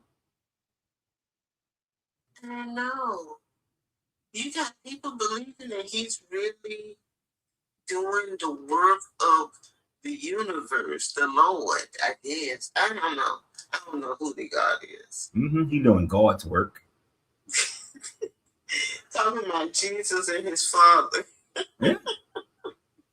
And people keep accepting this stuff, and they'll believe it, and they'll roll with it, and think that this is exactly how Christianity supposed, that he is a man of God. Especially when you're that limited view of the world and you in it. Yeah. You can easily believe that. And they will. People are going to talk about it and say that, he was shot in the ear. And just like when Jesus put Peter's ear back on, I think it was Peter, right? Put his ear back on, that he was, that he used Trump as an example to remind us and let us know that was the sign that Trump is for God. Oh my God. I'm thinking about that poor man who was unalive during that whole episode. Mm-hmm. And how his family has suffered. Oh yeah. They might be still grieving the whole situation. Oh, I'm sure they still are. I mean, hell, if that had happened to my son or my daughters, I'd be angry. But yeah, I would be grieving. I'd be like some bullshit. Actually, I'd be looking for some revenge personally. So a little different for me. I'm gonna find some revenge. We ain't just you ain't going to jail. I need you to suffer. But that's just me. I don't believe that vengeance is the Lord's. Vengeance is mine. I don't need some sky daddy to fix a situation for me. I'm gonna go fix it my damn self. So hell no. Nope. I wouldn't do it. I couldn't take it. But I mean, and this is to go back to the subject matter.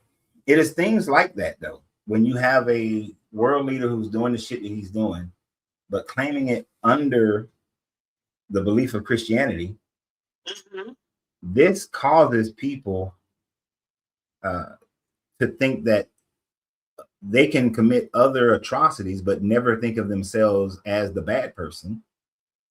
They think they're doing it for this God. And that's how religions, period, but especially since we're dealing with Christianity, how it's history. Its history has been that the whole dang time. That's been their history. And it's undeniable. You know, I'm not going to say the world would have been better under Islam, or You know, it would have been better under. Islam and stuff. Yeah. I don't know what we supposed to believe in. Mhm. I don't think Buddhism might be the Do only. we have to believe in something? Yeah, we don't. We shouldn't have to. Which is why the only thing I would say, if the world was led by Buddhism or Taoism, it would be a better world. But at the end of the day, if the world wasn't governed by any religion, then the world would be better. Because then we would all be looking inward at our humanism to say, how would I want to treat another human? We would still have wars, no doubt. We would still have greed. We would still have atrocities that happen. But at least these atrocities, I think a lot of atrocities would be averted because the people wouldn't stand for it. You wouldn't have that second layer of brainwashing going on. Okay. Mm-hmm. But how would you distinguish between the two people? What would you do when you find out or something? What do you mean? Distinguish between what two people? Well, you know, people who are free thinkers, okay? All right. And then you have people who are religious. And so they get into a war or the WAR. And who do we go by? I mean, what do we do? Well, we would still have wars over resources. That's not Okay, that. resources. Yeah, that wouldn't change. The wars would be over resources, and it would have to be stated as such. Like the Crusades would not have been. They would have to have stated, "We want this." It would have been the Crusades would have been, "We want this land because of the trade routes, and not because of God has ordained us to go get it." And if that was the case, you would have a lot of countries during that time frame in Europe who would have been like, well, we don't care about those trade routes, so we're not going to go fight. Right. So you probably wouldn't get some of the Crusades that happened, or they'd be much smaller because the fight would have just been over trade routes. I'm not saying slavery would not have happened. You probably still would have had slavery. But the end of slavery would have been because of economics, not so much because it would have been an economic reason to end slavery or to maintain slavery. So all those things still would have been happening. It's just that we would be doing things based on the reality of things instead of some belief in some sky daddy, which that promotes things to last even longer. Because when people believe that they are God's chosen people, then and the religion says that you can subjugate people who are not God's chosen people, then it allows for that subjugation to last even longer than it would if it was just based on economics. The people would have to really be attached to their morals if they really think about making the right decision. Yeah, I mean, it would have to be the morality of a person or of a nation. So if your morality was that we are better than other people, then you're going to have that supremacist morality. And that's what Christianity preaches. Mm-hmm. You know, it's gone all over the world after the military, you know, come in and get rid of all of the people who believe in the old God. And then, you know, then you can indoctrinate people. But you have to separate them from the old. Yeah. And, you know, I think that more people, because science would have been able to develop faster. And yes, they always want to tout out that certain discoveries were made by people who were Christian and whatnot. But these discoveries are made by people who look beyond what the Bible says. Like even when you look at John Dees and the Catholic priests who participated in the Big Bang theory and all these things, they are looking beyond what their religion says. And if those people were free, then they would have probably discovered things at a higher level. We would have discovered and realized things at a faster level. You know, if man wasn't looking up the sky and saying that, oh, God's control the rain and we got to sacrifice people in order to get more rain, and it would have been more inquisitive. Well, how is this rain happening? When does it happen? What creates this rain? How can we measure it? Right. And so we would be more advanced in our I would think we'd be more advanced in our civilizations if we had been doing that the whole time frame, instead of thinking if we pray, then God's going to bring some rain. You know, instead of saying that, if I track the seasons over a 20-year period, I realize that we just have seasonal rains, and every, seventh or eighth year, we have a drought. So we can plan accordingly and we understand what's going on. And so science would develop faster. Well, I think science was developed all over the world. That's why we have stayed here so many millions of years. Yeah. It's just recently when we decided that we needed to tear up the earth in order to create a civilization or something. Until we learn scientifically what makes the world go round and harvest the biggest energy source we have. Until then, Yeah, we are on the road to destruction. Yeah, I forgot what it's called. And I hate that about Christians, because they just waiting for Jesus to come. Yeah, I think we would. We probably have flying cars by now, if it wasn't for the being held back by religion. And we probably would have developed alternative sources of energy. There are people who think that the ancient civilizations that were prior to the last ice age were probably a stage 1 world where they understood how to harness energy from the earth instead of the kind of more manufactured energy that we use today, or the fossil fueling and reconstruction of natural forces, which is one of the reasons why we see stone monuments that's using earth and rock instead of creating metals to build these skyscrapers and whatnot that won't last. Like the pyramids there's a show that I like called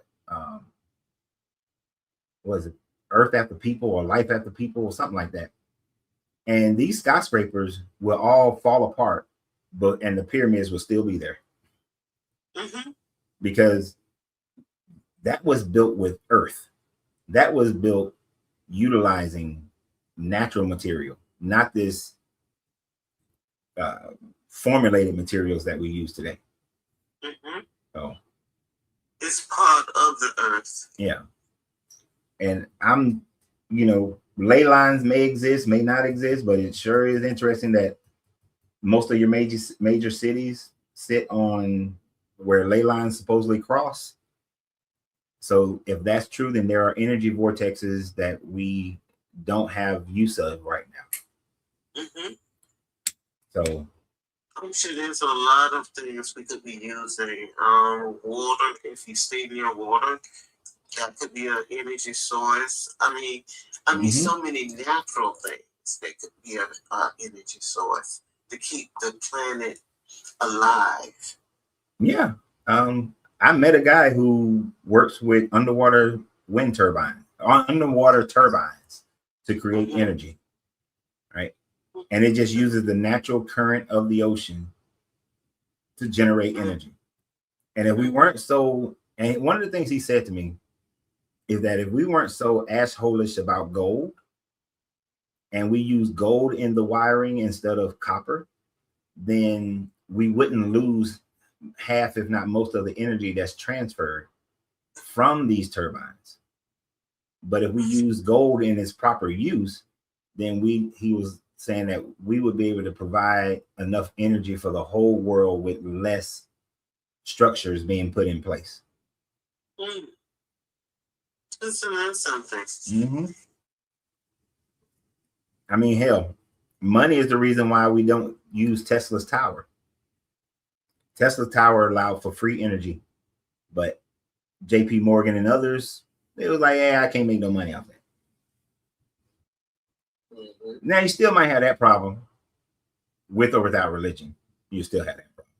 Greed, you were never going to get rid of greed. No, you can't get rid of some of those, what you call them, the 7 sins.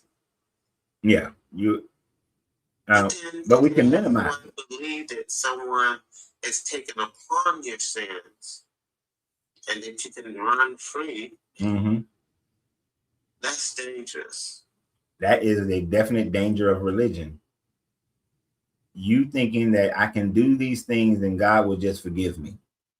Mm-hmm. I can say these things, God will just forgive me. Mm-hmm. That gives people the freedom to not control their dark side, Mm-hmm. and just let their dark side do what it does, instead of saying that, you know what, I got these darkness about me. I need to live with it, dwell with it, and control it, not Mm-hmm. allow it to be free because I got this get out of jail free card. Right. Mm-hmm. Right. That's people though. Anyway, I was just hot and bothered by Jameson, and I wanted to get up there and say, hey, did you know that Egypt and Ethiopia is named more times in the Bible, in the Old Testament, than Israel? Yeah, nah, I think he I don't think he meant, you know, some black guy in a negative way. He was just agreeing with me that it could have been any black person from a whole bunch of different places. Well, you know, I don't even like this. You know, I don't believe the whole thing anyway. Mm-hmm. But I like the way it came out of nowhere that this man who is emasculated followed whatever Christianity. Right. It did. It is more than likely it never happened. The Ethiopian eunuch never happened. It's more than likely it never happened. It just it did not happen. Some bullshit that Luke wrote. And Luke was just writing what people was telling him. Who is Luke anyway? A follower of Paul who was just walking around writing shit to please the Romans. Oh, so he was never one of the disciples? Oh no. He admits it right off the bat in the book of Luke and Acts. Well, in the book of Luke, he admits that he is just somebody who is writing down the histories of what happened, what supposedly happened earlier in the early first century. Yeah, he admits that he was not a follower, that he was not a disciple. Okay.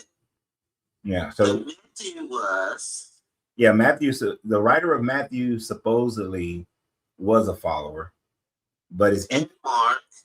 No, actually, Mark wasn't. But it's interesting that Matthew utilizes Mark to write his book. So if you were a follower, an actual apostle, why would you use a non-apostle's writings in order to write your book? That doesn't make sense. That's like if I was there with Malcolm X, and but instead of me writing on my own accord, I'm gonna write it based on what Alex Haley wrote about him. And Alex Haley wasn't a follower. He wasn't with Malcolm X. So why would I use Alex Haley to write my book? That's nonsense. Yeah.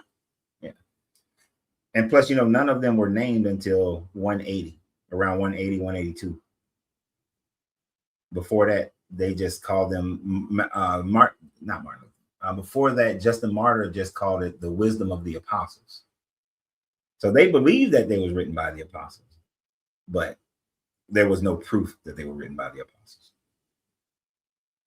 So actually, most of his disciples didn't write anything. It's most likely none of them did, because most likely none of them could. Except Matthew. Matthew possibly, since he was a tax collector, supposedly in the story, possibly Matthew was literate, but Matthew would have been literate in Aramaic. He would not have been as literate in Koine Greek, not to the level of the book that was written. Not at that level. You know, it's been transferred, translated, transmuted, and everything. No one knows the real story, but the story that they give us is just hard to believe. Very. And it got too many contradictions and too many plot holes and loopholes. Yeah. It's bullshit. Yeah. It was a sad thing when I realized it. It's like, you know, when I realized it was no Santa Claus, I was like, ah. But I was glad I was still getting presents. But, you know, you have this thing and you sit there and look at those Christmas movies and, oh boy, you're all snuggled up in your bed and you just want Santa to bring you what you had on the list. Yeah. Then you find there's no Santa. It's the same thing. You find out that you've been looking outwards when you should have been looking inwards all this time. Yeah. Even though I was very upset when I found out Santa Claus didn't exist, and it took me a minute to get over it, then I realized that instead of being good for some mythological creature, I need to be a good person because my mom is the person.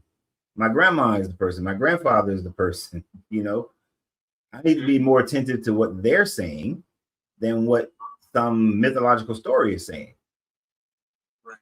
So I became even more of a product of my parents and my surrounding family than I was of some mythological story about Santa Claus. And the same thing happened with Jesus, except I was an adult. So my mindset shifted to, I need to be who I desire to be, not because of what some mythological story is telling me I should be.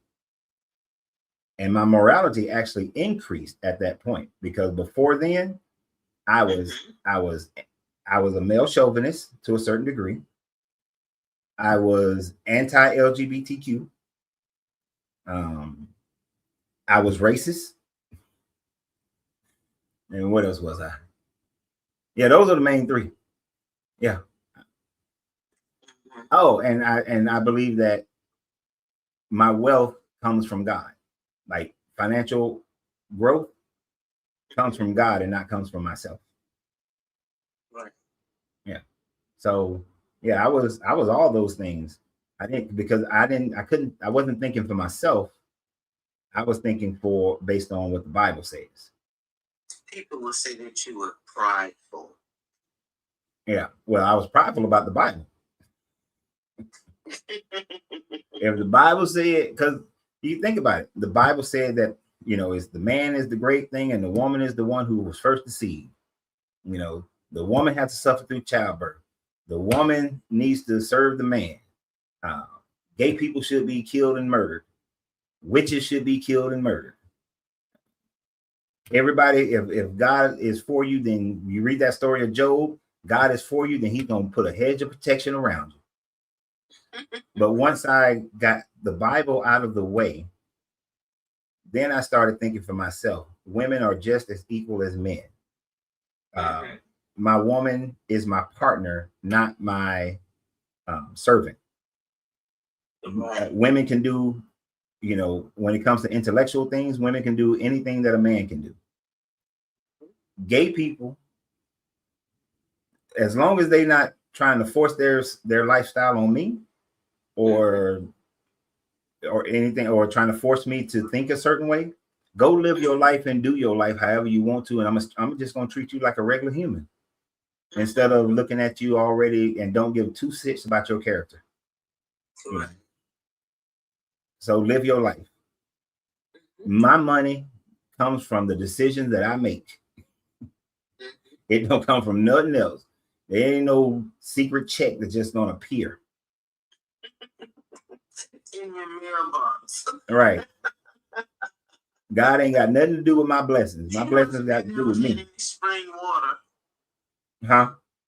You know, spring water. What about it? Well, you get the spring water and you get a check in the mail. No, I ain't never heard that one. Okay. I never heard that one before. You know, look, I believe because, you know, if you go to Israel and they say that when you go up to the Wailing Wall and you write on a piece of paper and if you pray with your true heart of God, whatever you pray for, God is going to accept it and make it so. I've been to the Wailing Wall 3 times, 3 different prayers, and all 3 of them went opposite.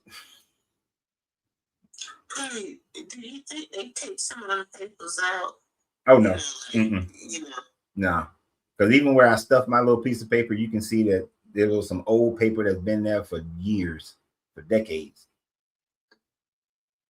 I hope nobody decided to put a light on it. It ain't. That would be interesting. I don't know how well that'll burn, but All that paper, the old paper with the new paper, yeah, that thing will just light up like a furnace. yeah. I'm sorry. That's some. Okay, Jim, you're being stupid. Jim told me so I should start wearing a rainbow cowboy hat. Obviously, Jim didn't understand nothing that I said. Oh my goodness. Because he asked, was I pro LGBTQ? I'm not. You don't have to wear one of them hats. I'm not part of that community. Why would I wear the hat? That's stupid. That makes absolutely no sense. That's somebody still caught up in some of the mental bullshit that society has propagated because of the Bible. We don't. What I'm saying when it comes to that, people in that community, live your life however you want to live your life. As long as you're not hurting anybody, as long as you're not forcing anybody, live you. Oh, he said he's joking. I was gonna say I'm about to go find Jim. No, I just playing. Oh, well, because you know you do have those people who think that if you support a group that they don't support, and I'm not saying Jim is anti, then you must. If you support one group, then you must be anti the other group.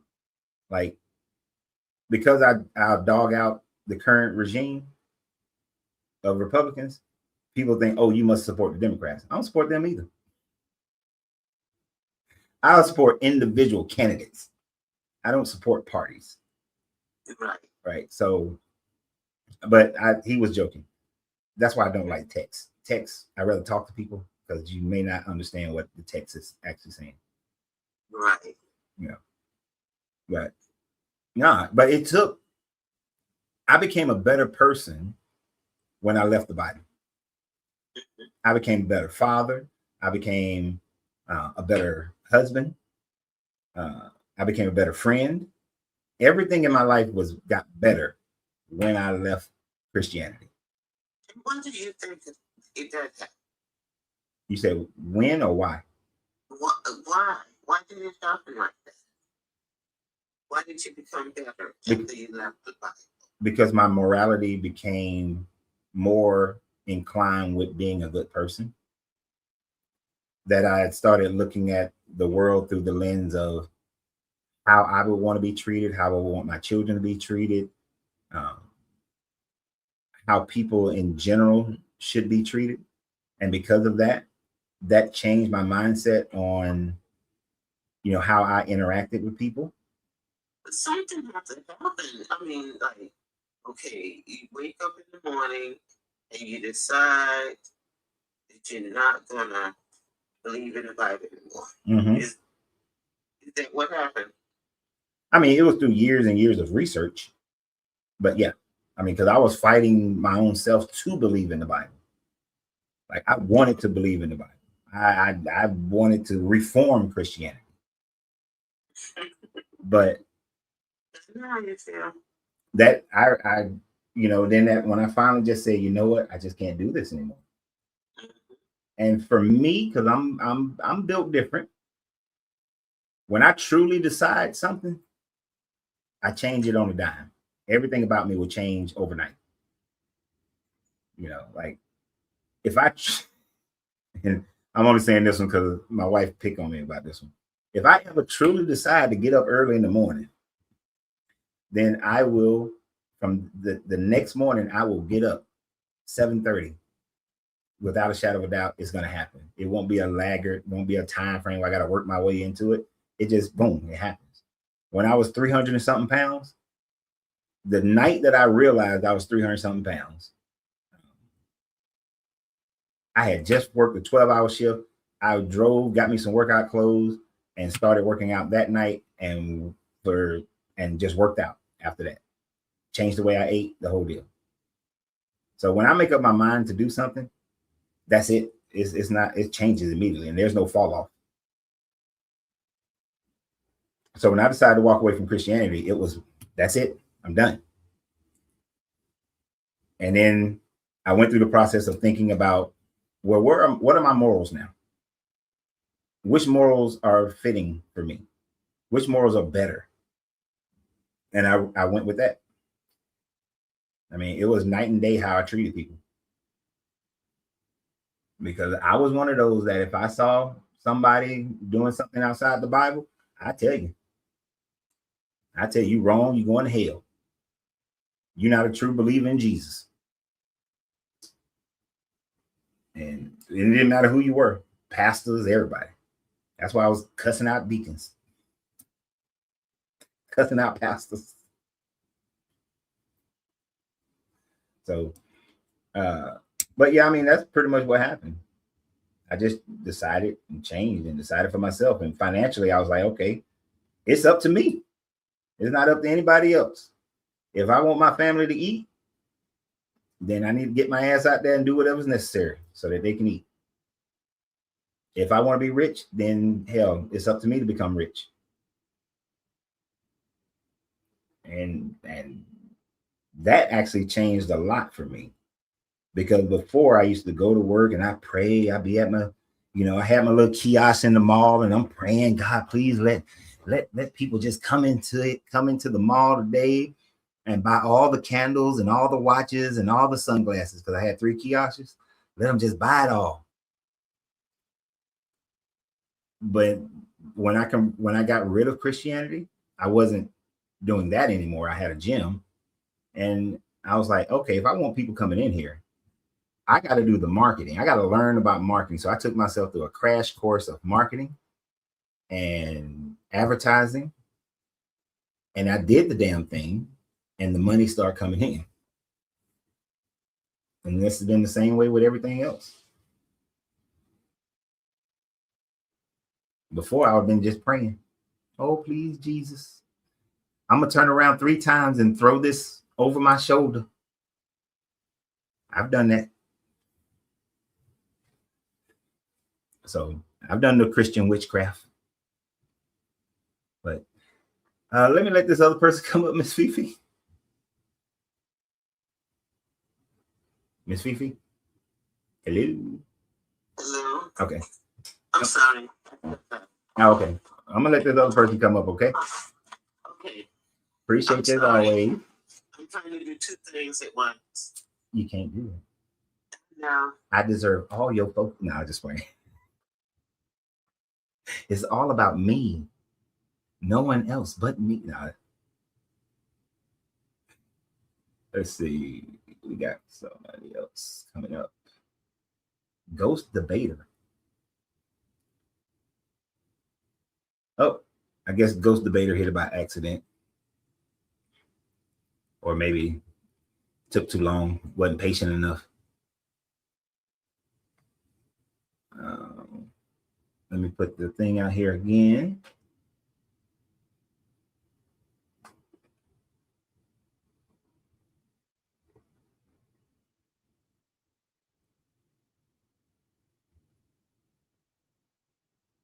Let's see. I'm just looking at some of y'all comments. I don't know if y'all talking to me or talking to each other. Yep, we control our own destiny. That's absolutely right.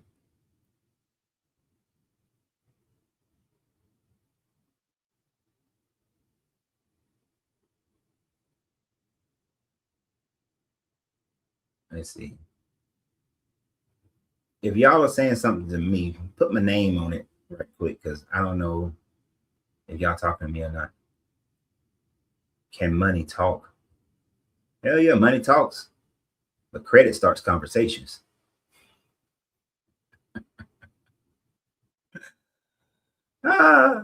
Money talks, man.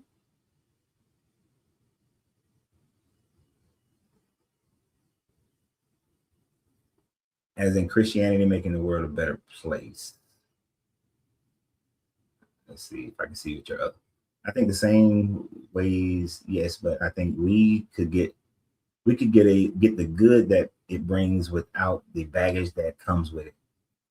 I don't think you can get the good of Christianity without the baggage that comes with it, because hidden within Christianity is all, well, it ain't hidden, but you can't have, you're gonna have to throw the baby out with the bathwater when it comes to Christianity, simply because we can talk all the good talk about, oh, Jesus is about love and we're going to love our neighbors and so on and so forth.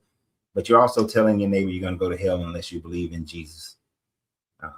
You're also telling people that their lifestyle is going to send them to hell. And they could be the nicest, most loving person that you've ever met, most helpful person you've ever met. So it doesn't work. The good of Christianity doesn't work without the bad of it.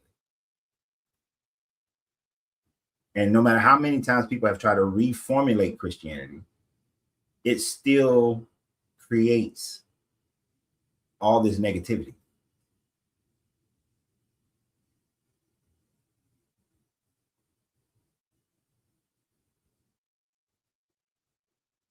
So,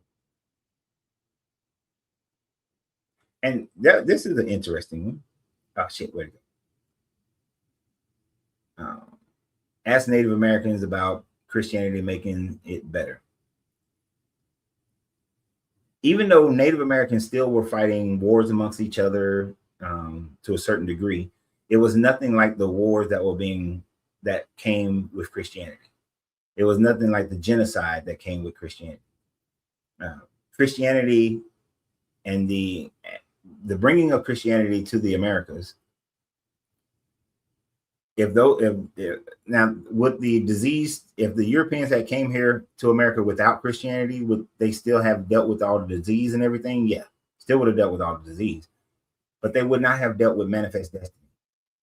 They would not have dealt with all of that bullshit. They would not have had to form a peace treaty based on them converting to Christianity. So they would have still had issues, and they still had issues. But none of their but their way of life was nowhere similar to the way of life of the Christian European.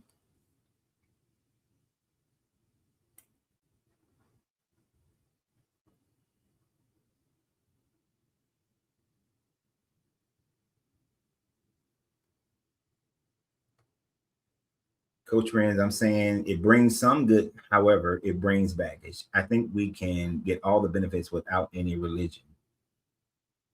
We can be good without a Bible. We can have community without. Oh yes, I agree 100%. That's what you meant. Okay, yeah, I agree 100%. That's one of the things that the Christians like to throw at the atheists, is to say that, oh, without Christianity you have no morals. Well, that's bullshit. Christian morals are not all that great. Christian morals suck. And you do not require religion in order to have morals. Community creates morals. That's why all morals are subjective. right? Your morals are based on whatever community you grow up in. So if you grew up, like I was going through this little, even though I tried not to do it, I was going through this whole thing the other day where I was thinking about certain decisions that I made in my life. Like I was offered to go into the Army's Airwolf program before I re-enlisted in the Marine Corps. If I had went into the Army's Airwolf program, how would that have changed my life? Right. One of the things I thought about was my daughter Sydney, because she was already born. The other kids weren't born yet, so they probably never would have been born, or they would have been born. They would have been different kids. But my duty stations would have been different. The places that my daughter would have grown up would have been different. So my daughter would be a totally different person than she is today, because she would have grew up in a different environment. Or if I had taken the government job that was offered to me before I re-enlisted, then that means my daughter would have grew up in Germany for the most part, possibly Italy, but mostly in Germany. So she would have grown up with more German morals than she would have grew up with American morality. So morals are subjective to wherever you live.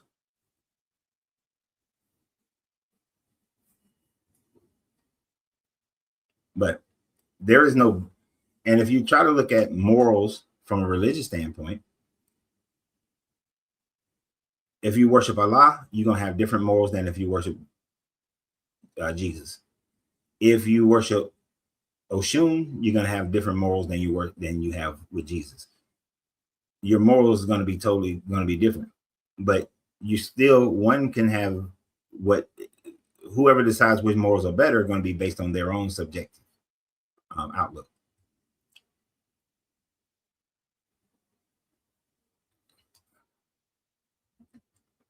Do you have any morals that supersede the morals in Christianity? Yes. Women should be treated equally. Adultery can happen both by men and women. Genocide is wrong. Killing people because they practice a different religion is wrong. So that's just to name a few. And those are some big ass morals. You know, oh, you're a witch. According to Christianity, you're supposed to kill them. You LGBTQ, I'm supposed to kill you. I suspect that my wife is pregnant by another man. Let me give her a potion, and if the baby dies, then she cheated on me. People can be slaves. No, that's immoral. So yeah, my morals supersede the morals of Christianity easily supersede the morals of Christianity. Hell, just the slavery alone is enough. Just the fair treatment of women is enough. Just the not seeing a child that's within the mother's womb as property is enough. So yeah, my morals far exceed Christian morals.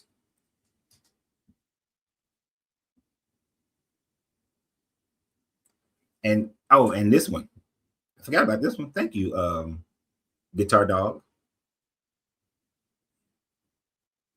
My morals supersede Christian morals simply because it is not justice that people suffer in eternal torment simply because they don't believe in the same God as somebody else.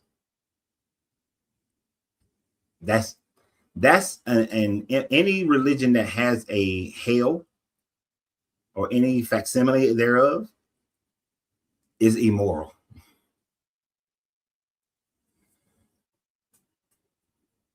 If I had grown up in the mountains of Tibet and never heard about Jesus, but still have the same morality that I have now, and probably would have those, if not better ones, then, I got to go to hell.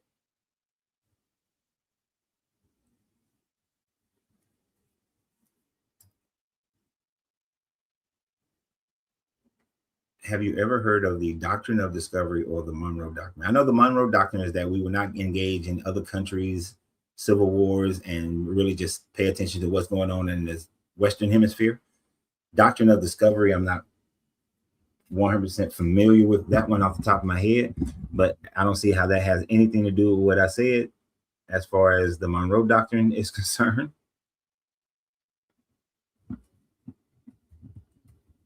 Let's see, Doctrine of Discovery.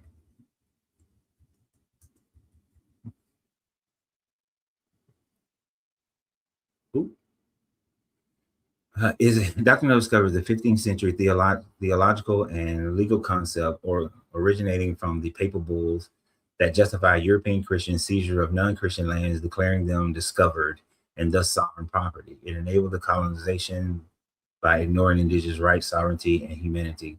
It remains significant to this day and it forms the basis of many federal laws controlling indigenous people and is linking to ongoing land reparation movements. Yeah, see, my morals are higher than that. I don't think you should be going into other people's land and subjugating those people and taking their land because you think that your God has ordained it. So I'd imagine that Clements, right, the Pope Clements writing and Nicholas V writings are part of that. But yeah, I don't think no one has the right to go and do that. And if you think that your religion allows you that right, then I would consider you to be an immoral person.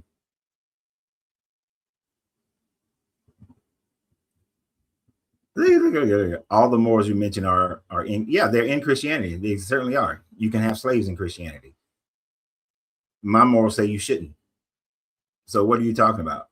Christianity doesn't get rid of slavery. Christianity doesn't give women equal rights.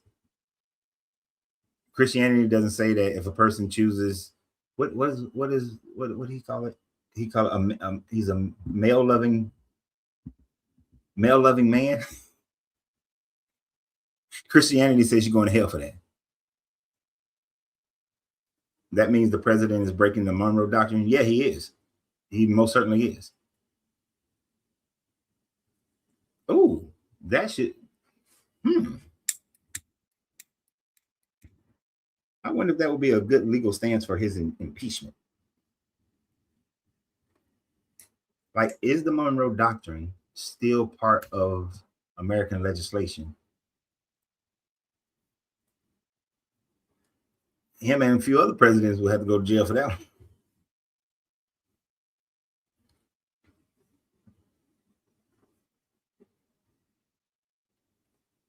Oh, here goes Simon. Man-made slavery is not the same as what the Bible is referring to. Sir, go back and read Leviticus 25, verses 44 through 47, 48, 49, somewhere around in there. That is foreign slaves, chattel slavery.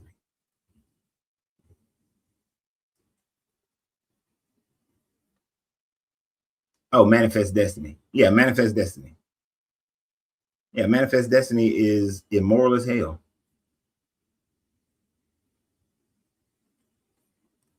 Rupert, I've shown you multiple times where it is approved of in the Bible, but let's do it one more time in Leviticus 25.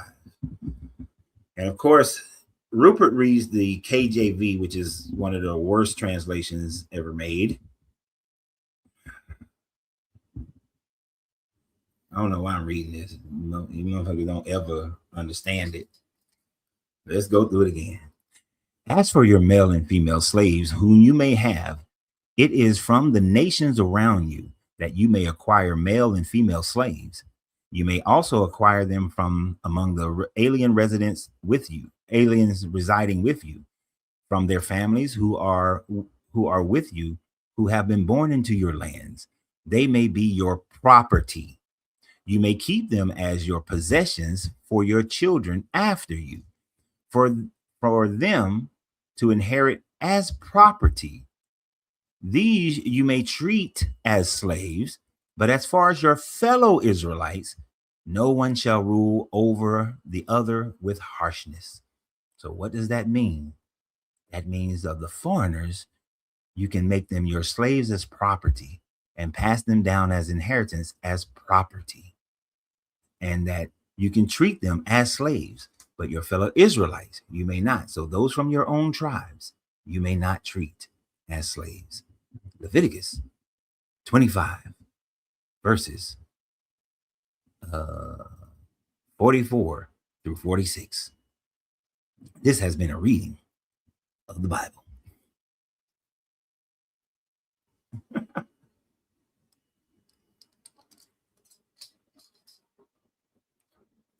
He's awesome. It upsets him when I misquote the Bible. I just read the damn thing.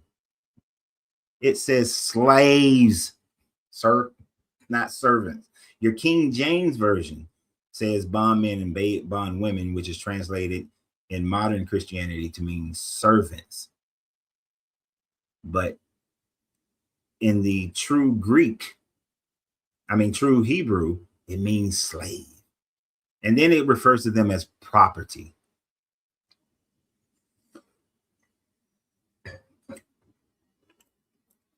New Standard Revised Updated Edition is the version that I read because it is the most accurate version of the Bible that you have today.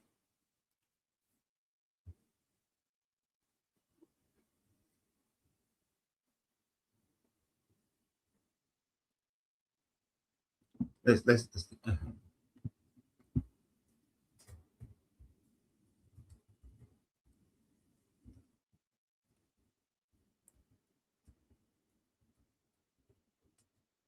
There's Leviticus 25.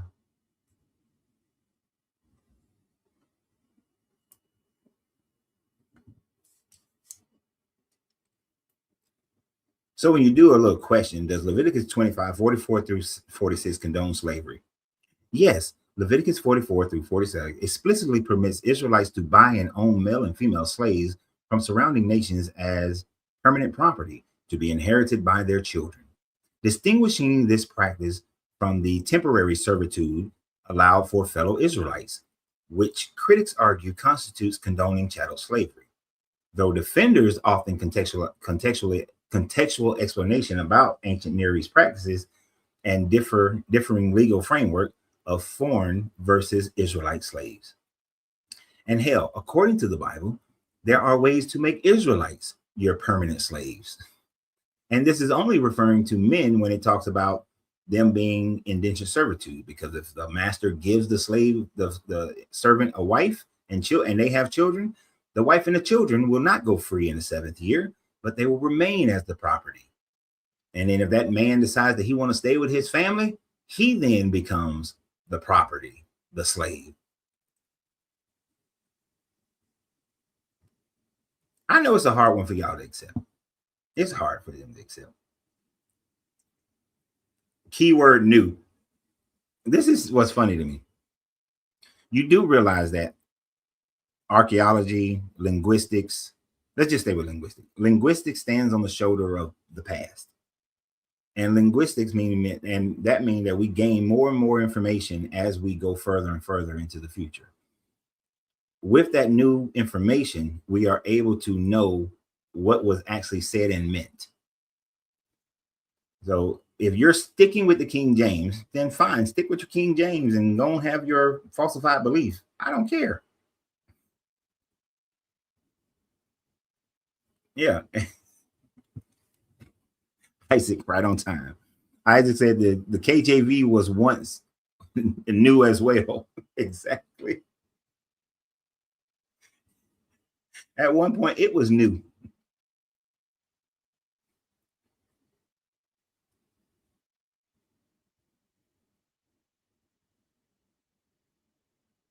That kills me when they don't realize that I'm holding on to the King James.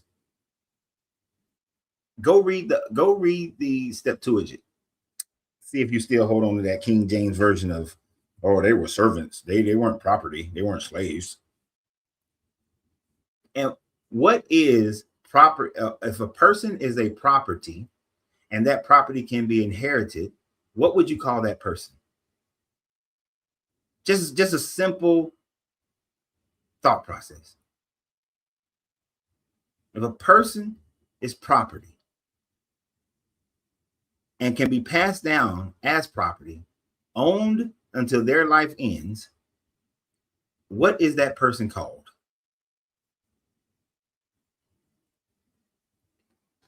That person is called a slave.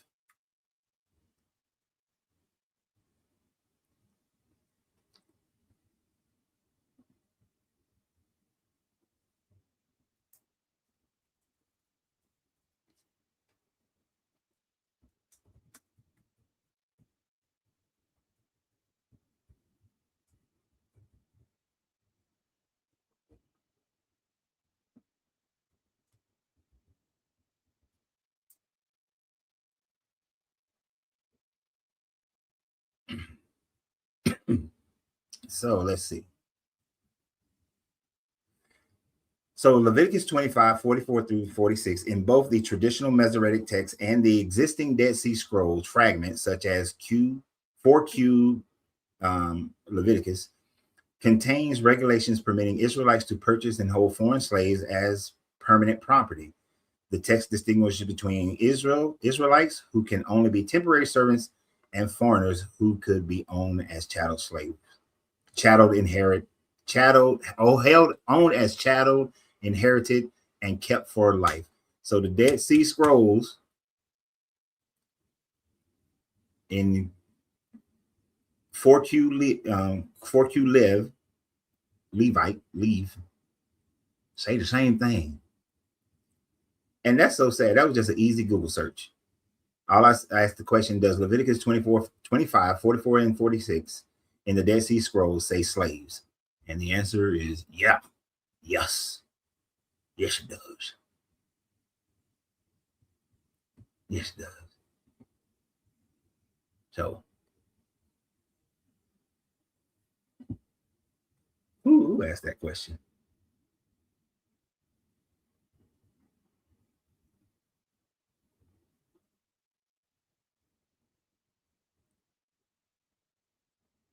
Yeah.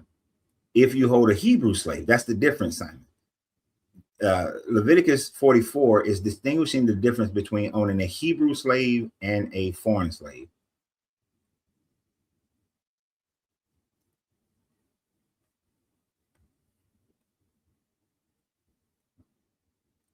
And where does it say, Rupert, that Hebrews are not allowed to own slaves? You're not allowed to own, it's supposed to be Hebrew slaves.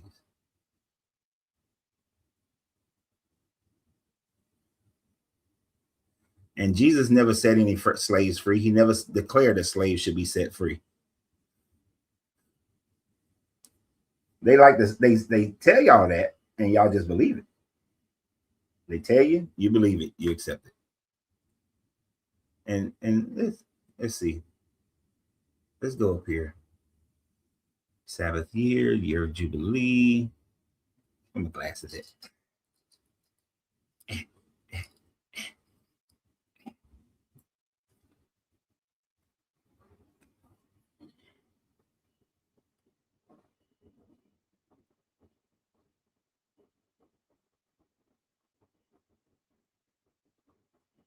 They'll dwell in our house.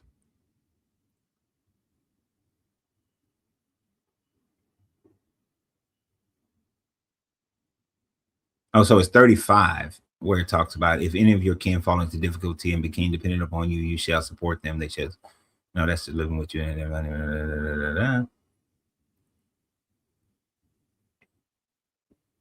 39 is where it starts. If any who are dependent upon you become so impoverished that they sell themselves to you, you shall not make them serve as slaves. They shall remain with you as a hired or bond laborers. They shall serve you until the year of Jubilee. So this is talking about Israelites to Israelite.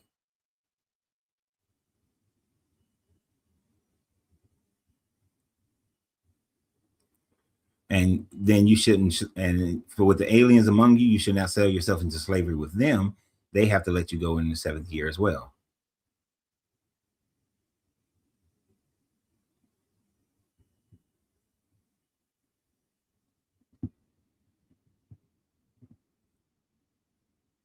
See, I really wonder if people who believe in this Bible, I don't wonder, I know, a lot of people who believe in this Bible, they don't read it. You just simply don't read it.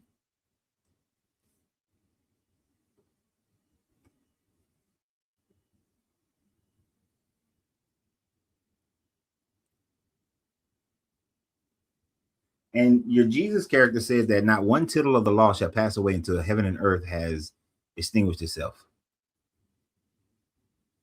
And like, oh yeah. If a man sells his daughter as a servant, she shall not go free as a male servant do. See, women didn't get the same protection that men got even if you're an Israelite. And let's see, Galatians 5. Let's look at this one real quick. My finger's right.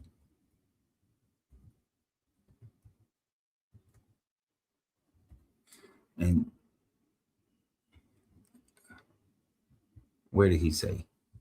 So I ain't going through all this stuff. Okay. Let's look at it. See, I'm going to do the Christian thing here.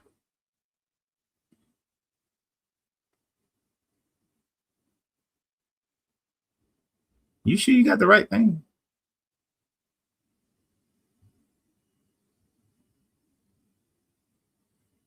He said Galatians 5:15. I think you got that wrong. That's Galatians 5:1. Galatians 5:1 says, for freedom Christ has set us free. Stand firm, therefore do not submit again to a yoke of slavery. Listen, I, Paul, am telling you that if you let yourselves be circumcised, Christ will be of no benefit to you. Once again, I testify to every man who lets himself be circumcised that he is obliged to obey the entire law. You who want to be reckoned as righteous by the law have cut yourself off from Christ. You have fallen away from grace. For through the Spirit and by faith we eagerly wait for the hope of the righteousness. For in Christ neither circumcised nor uncircumcised count for anything. The only thing that counts is faith working through love. So in Galatians 1, where it says, for freedom Christ has set us free, stand firm, therefore do not submit yourselves again to the yoke of slavery. He's talking about that if you let yourself be circumcised, Christ will not be of no benefit to you. Paul is writing to the church in Galatians, which is a Gentile church. And he's telling these people that if you allow yourself to be circumcised, then you are obeying the law. And that once again, I testify that every man who let himself be circumcised, that he is obligated to obey the entire law. So this is not talking about the situation of slavery, slavery to another person. This is talking about if you allow yourself to be circumcised, then you are now a slave to the law. And that if you're a slave and leaving yourself uncircumcised, mean that you are not a slave to the law, but that you will be saved through love and not through you having to be obliged by you having to oblige the law. So as Christians would say, Simon, you took that way out of context. Way out of context.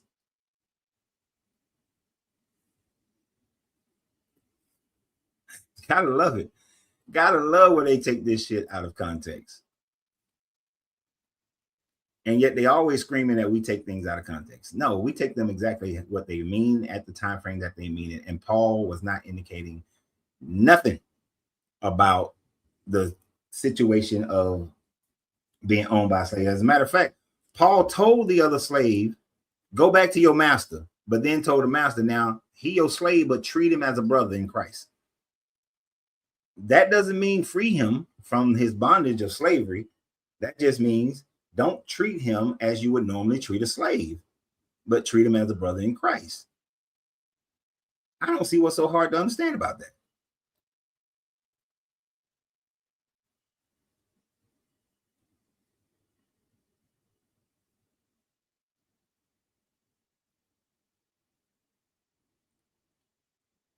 Y'all just don't, people don't get their own Bible because they know that for themselves, slavery is an horrible morality to uphold.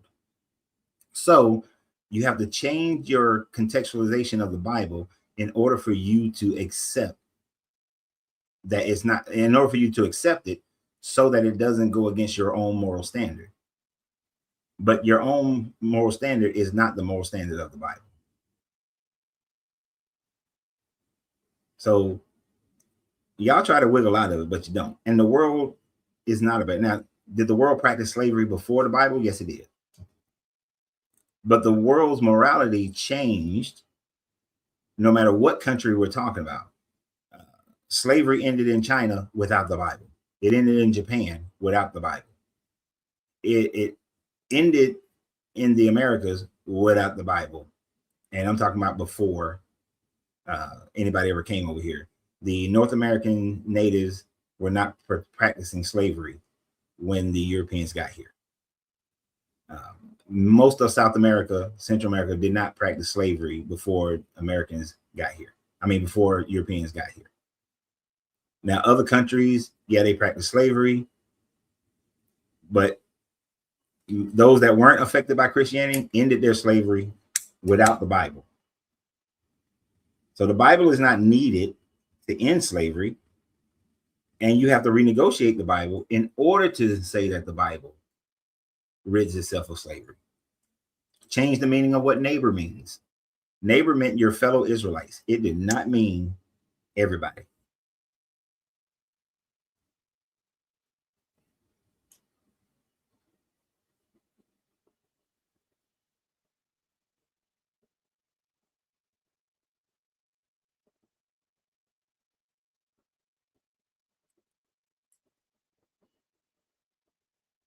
And this is I find this, Rich, not to be disrespectful towards your comment. And let me read it for the TikTok people. But Rich's comment is, it doesn't mean free him, but what it does show is that the master is not any better than the slave, putting them on equal ground, creating the foundation to end slavery. Your name on here is Rich Poor Guy. I'm gonna say that that is a poor excuse, because if you are truly God, if you can come down and say, hey, don't mix that damn linen, don't kill, don't steal, don't commit adultery, don't worship for false idols, you got to lay a foundation for mankind to end slavery, instead of just saying no man should own another man. I mean, it was easy for this God to say that if a person become poor, they can go into servitude, and then in the 7th year they got to be released. He can come down and say that and give explicit instructions for if they give him a wife, if they don't give him a wife, if you sell your daughter into slavery, if you sell your daughter into slavery and then the dude want to marry her and then he pass it down to the son. He can give all these other clear instructions. But somehow, when it comes to slavery, he got to set a foundation for people to be able to walk away from slavery, to change over time, a foundation so that 1800 years later, we can end slavery. Come on, man. That's a weak God. Weak.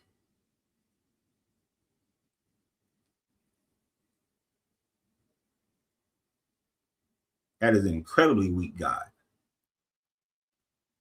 Because if I was God, I would just say, hey, no slavery. Nobody should own another person. But see, this God loves the slavery. This is why he told Joshua, go kill everybody in the promised land. If you can't kill them, make them slaves. And from the nations that are neighboring you, make them slaves.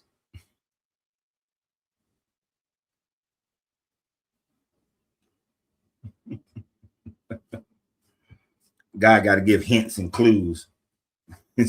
But any other time, he just straight up with his nonsense. Come on. That's a weak God, dude. I don't care how you could. I mean, I know you believe in the God, so, you know, do what you're going to do. But that's a weak ass God. That guy weak. That's a punk. That is the God who Elion said that the Israelites will be your people, Yahweh. And then Yahweh was like, cool.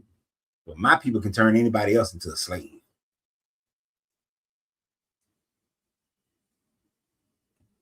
Sad ass God.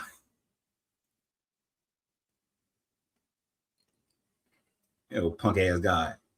And as I've said many times before, hey, old punk ass, strike me down now if you got any real power.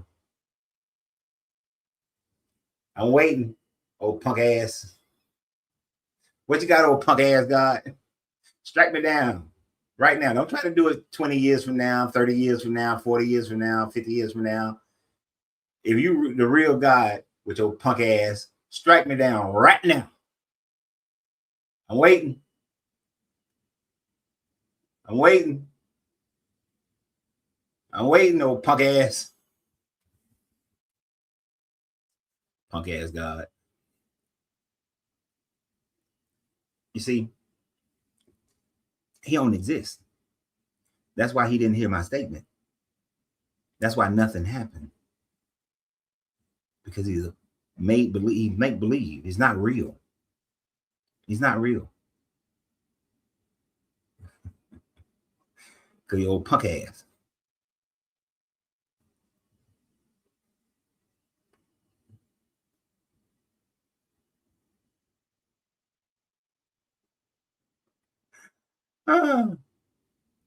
See, they always taught us in church, don't challenge God, don't tempt God. Jesus was with Satan, with the devil, and the devil tried to tempt him, and Jesus was like, thou shalt not tempt God. So, what? That's what they teach you in church. So, don't say nothing like that. Say what I want to say to a make-believe God. Zeus, old punk ass, if you real, hit me with a lightning bolt. You ain't got no problem with me saying that. Punk ass Zeus.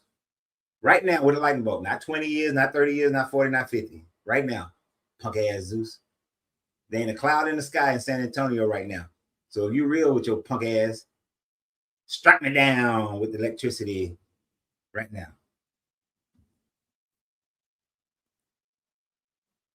See? Nothing. Zeus is punk ass too.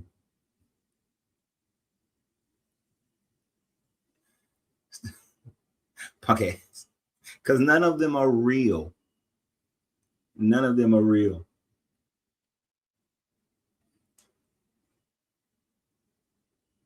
None of them. Ain't healed nobody. Ain't no amputees grew no legs back.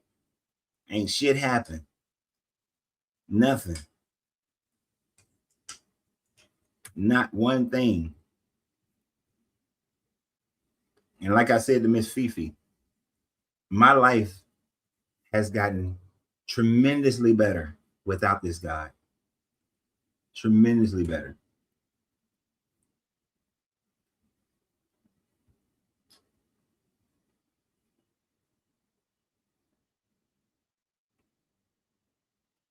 Somebody on TikTok getting mad, and they sent in that I'm bullying. I'm bullying people. He's a bully because he called their God a punk ass. Jim said my life has done the opposite. Then Jim, and it's you know what, Jim, we finna have this conversation. I was about to get off. It's been 3 hours. Odin ain't no punk ass Odin. All right, serious conversation. Because me and my wife was actually having this conversation last night. Where we was having just a general conversation. Your life is the accumulation of every decision you've ever made. Not just the big decisions, but even the small decisions. And actually, the small decisions are what lead up to your big decisions. If your life is not going well right now, or haven't been going well since you walked away from Christianity, then that's the problem within yourself, right? Your life hasn't gotten, I really wish you would come on to the live, Jim, if you could. That would be a great, because this is the kind of discourse I actually love having with people. And that is how to make their lives better, right? That's what I do with my coaching programs. They're all engineered to make people's lives better. If your life hasn't been going as well as it should be going, then what decisions have you been making making over your life? Like, one of the things that I do when I'm coaching someone is I take them through this process before we even talk, right? And I ask them, where did they live? What major things happened in their lives from ages 0 to 10, 11 to 20, 21 to 30, and so on and so forth, up until whatever age you are now. And I would ask, what decisions did you make and how did those things affect you in all those different time frames? All of that culminates into who you are right now and the life that you have right now. When you can identify what trends you have been making because of the decisions you've made and things that have happened in your life, you then have to start unlearning those things so that you can now make your life better. It's not the government's fault. It's not your parents' fault. It's nobody's fault but your own.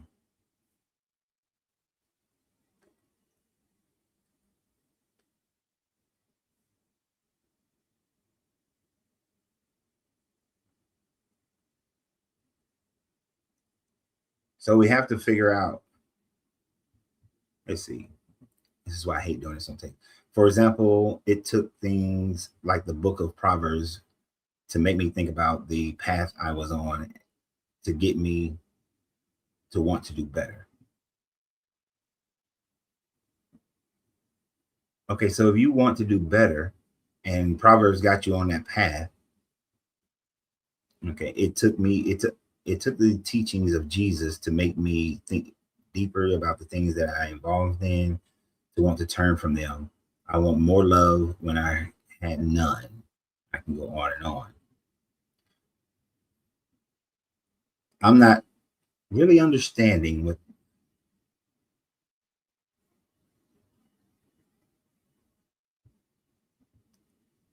I'm not perfect, but the Bible definitely moved me to be better, unlike anything else. I guarantee you, if you read the Buddhist text, you'll be a better person. If you read the Hermetics, you'll be a better person. If you read the Tao, you'll be a better person. If you read Stoicism, read books on read Stoic philosophy, you'll be a better person. You can find tons of books that'll make you a better person. But the thing that should make you a better person is looking within yourself, not looking outside yourself. All those things should just be helpful guides for you to look deeper in yourself. Now, many people claim that, oh, the Bible. Is it really the Bible? Or is it the Christian society that you were around? Because if you was in one of them church snake handling supremacist churches, would you be a better person? You see how it's relative to where you are? Is this pre-recorded? No, this is live. If you want to see this from the beginning, you have to go to my YouTube or Facebook channel.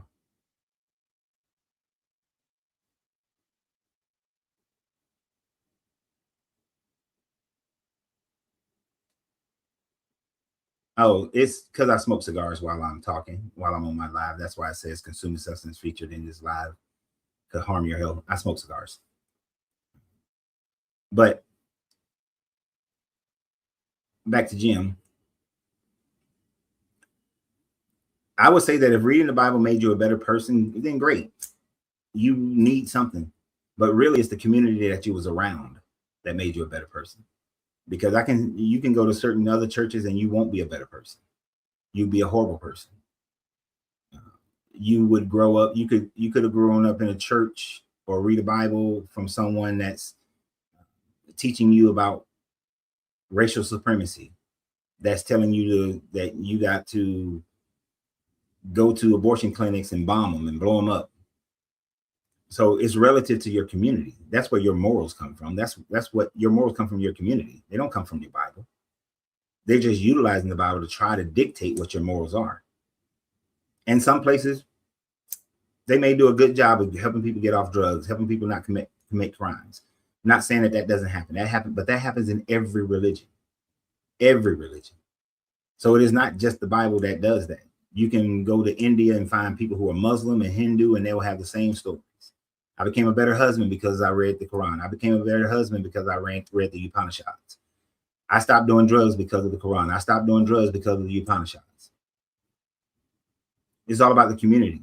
But all it is really doing is bringing out it's bringing out more of a real person that you desire to be. And you're just finding parts of it that fits that criteria.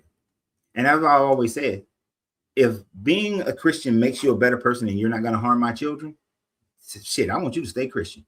Don't you ever leave that damn Christianity. Because if you left Christianity and now you feel like, oh, I can go and harm Coach Rand's kids, then no, I'd rather you stay Christian, because honestly, that just shows that you have a low moral bar. Your moral bar is very low. So I'd rather you stay in that religion.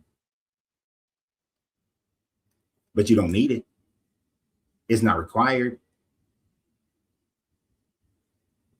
So, if your life hasn't gotten better, that's because you made decisions that don't make your life better.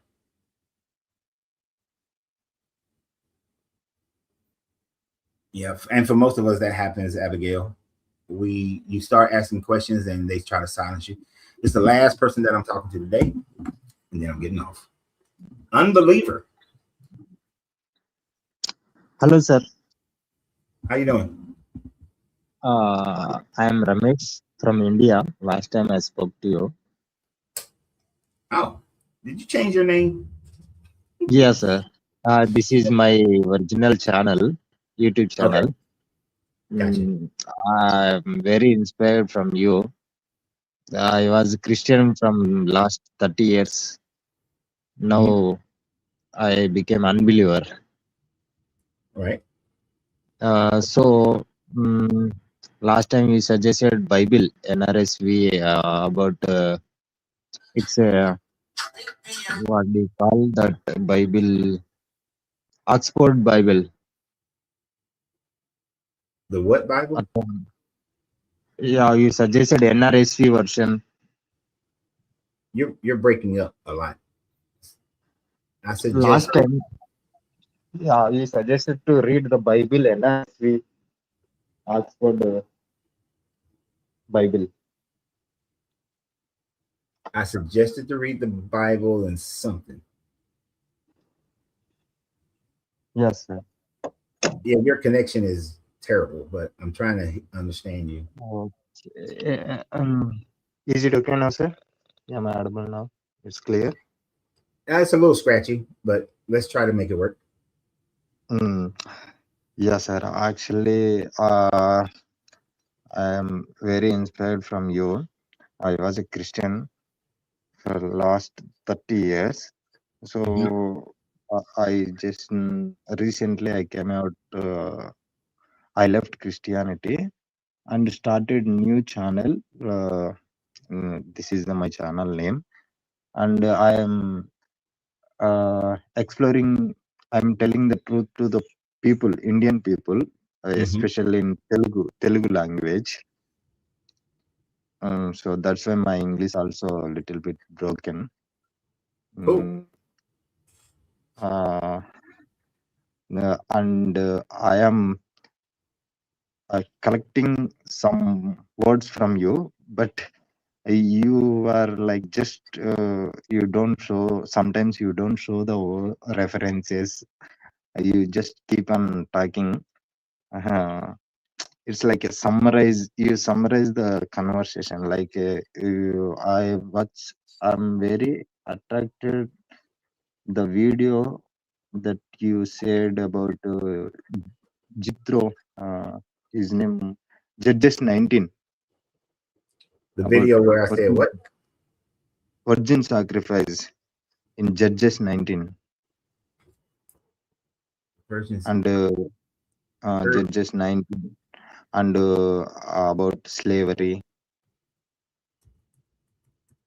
So right. I'm making videos in Telugu. I'm collecting from your words, taking your words. I'm making videos without your permission. I often don't. With my permission, go ahead. Sorry, sir. I missed the part that you said something with my permission. Judges 19. And about slavery. Whatever you are telling in the videos, I'm collecting some words and adding my words, right, and making videos in Telugu language, my language. Right. and uploading in my channel. So that I just want to say thank you to you. And some are your English I may not understand. I can understand, but I can't speak properly. So you keep on talking like that generally. Oh, I see. So it's like you're talking. There is someone in front of you. You talk like that in your videos. Yeah. So I need to focus very seriously to understand your words. No, okay. No, I understand what you're saying. Yeah, I do my videos as if I'm talking to somebody who's sitting with me. Oftentimes I don't give references because I want people to go and look these things up for themselves. For instance, you mentioned slavery. You know, I would want you to go to Leviticus 25 and read the entire chapter so that you can see how the differences between a Hebrew slave to another Hebrew, or a Hebrew servant to another Hebrew, in comparison to a Hebrew to a foreigner, and how Leviticus 44 talks about foreign slaves and how you treat foreign people.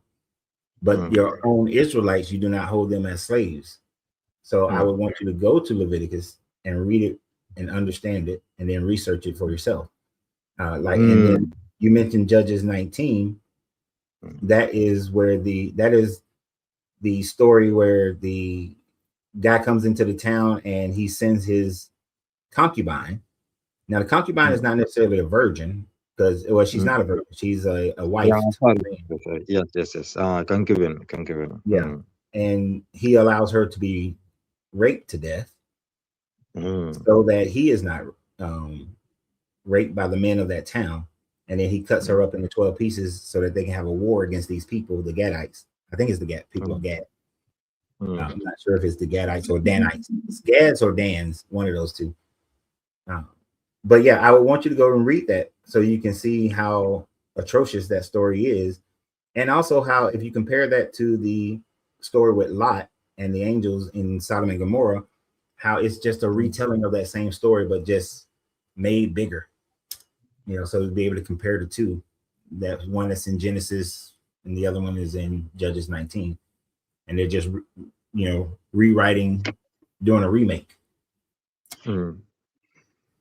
Yes, sir. So, actually, I'm also doing videos on my channel. So, recently I started, and some people are arguing in India. It's like Jesus is God. So I'm only focusing on prophecies because he has not fulfilled prophecies. Is there any other ways to answer them apart from prophecies? Well, one of the things is to show how Jesus never fulfilled any of the prophecies of the Old Testament. So, like earlier in this broadcast, we were talking about how the Ethiopian eunuch was reading in Acts 8. He was reading Isaiah 53 verses 7, 8, and 9, where this is the sufferance. But that part of Isaiah 53 talking about the suffering servant. When you read the whole thing of 51 through 53, you'll see that Isaiah is not talking about a Messiah, a coming Messiah, but the condition that the Israelites were in during the Babylonian captivity. So Jesus never fulfills that prophecy. He never fulfills the prophecy of Isaiah 7, which is when, you know, a young woman has given birth to a child. And this is what they use to say about the birth of Jesus being born to a virgin. The word that is used there is Alma, which means a young woman. If they meant virgin, they would have said Bethula. But that story that is not a prophecy says that a baby will be born. But before that baby knows how to choose the difference between good and evil, King Ahaz will have defeated his enemy. So it's not a prophecy about Jesus, it's a prophecy about King Ahaz defeating his enemy before this child can choose good and evil. So Jesus cannot fulfill that prophecy because he was not born during the time frame of King Ahaz. So one of the ways to show that Jesus is not the Jewish Messiah or the Messiah spoken of, or Messiah at all, as far as being God, he didn't fulfill no prophecies whatsoever. And then you have it where John is the only one who kind of sort of halfway tries to say that Jesus and God are one and the same. But John is written way late to make that claim. And Jesus, in his words, never declared himself to be God. This is something that was put on him through historical doctrines by early church fathers, which is the reason they had the Council of Nicaea in 325 over the argument of, was Jesus the Son of God and is God, or was he just a created being, a sage, a master, a teacher? So, and then when you read First John, in the beginning was the Word, and the Word was God, and the Word, and in the beginning was the Word, and the Word was God, and the Word was with God, something like that. It doesn't. If you read it in the Koine Greek and read it, and you can translate it from the Koine Greek, it wouldn't read the same way. It will read, in the beginning, the Word was a God, and that God was towards the God. So in Koine Greek, that whole thing is saying that Jesus is not God, but is a God that is towards the God, because of the use of the lack thereof of tone. In the Koine Greek, when they just said theos, it means a God. When they mean the God, it's preceded by tone. So tone theos means the God. And the word is never called tone theos. The word is called just theos, which is a God. So even in that claim in John, and I think that's First John, Jesus is not God. Actually, sir, Huh? I'm able to answer and defend on prophecies, but here in my India, especially in Telugu people, they treat Jesus as a god. They want to focus on prophecies also. They only focus on virgin birth only. I can debunk that. I already made video and I already answered to some people. But they only focus, he's a creator. According to the Colossian, he was before the world. And they quote some references from the Psalms. Do listen to the sun. It's like Psalm 2, chapter 2, I think. That's like they are arguing. So I'm not able to answer in that way. I'm focusing on only prophecies. Okay. So if you're focusing just on prophecies, then, I mean, what you do is break down the prophecies to show that he's not God, that he doesn't fulfill any of those prophecies. You said Psalms 2? There is some verse that don't treat his son like something in Telugu. Aina Kumarani Vinudi, and that's like listen to his son. It's kind of like that. Psalm 2, I think. Listen to his son or obey his son. That's like, I'm not reading Bible. I'm just translating from Telugu to English to explain you.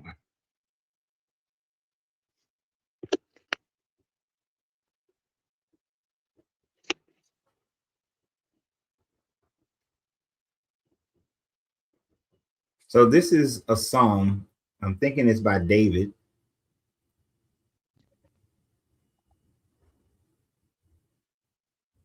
But this is a Psalms, and the part where it says that I tell you of the decree of the Lord. He said to me, "You are my son. Today I have begotten you. Ask of me, and I will make you a nation. Your nations, your heritage, and the ends of the earth." No, This is talking about David. This is not talking about Jesus. Psalms chapter 2, verse 2, sir. In English, I don't have it. That was Psalms chapter 2. that was completely. I heard your speaker. It was garbled, so I didn't understand what you're talking about. But Psalms chapter 2 is talking about King David. It is not talking about Jesus at all. But what Christians do is that they'll say that Jesus is in the line of David, so therefore it can also be attributed to Jesus. But that's them reading into the text. That is not what the text says, nor what the text was talking about. It was only talking about David and no one else.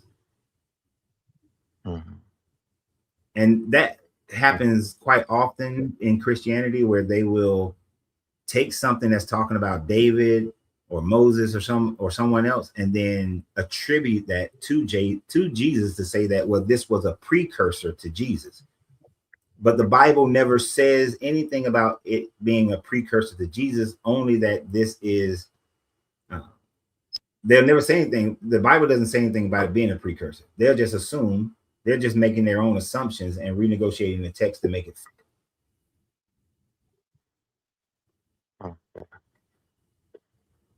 So that just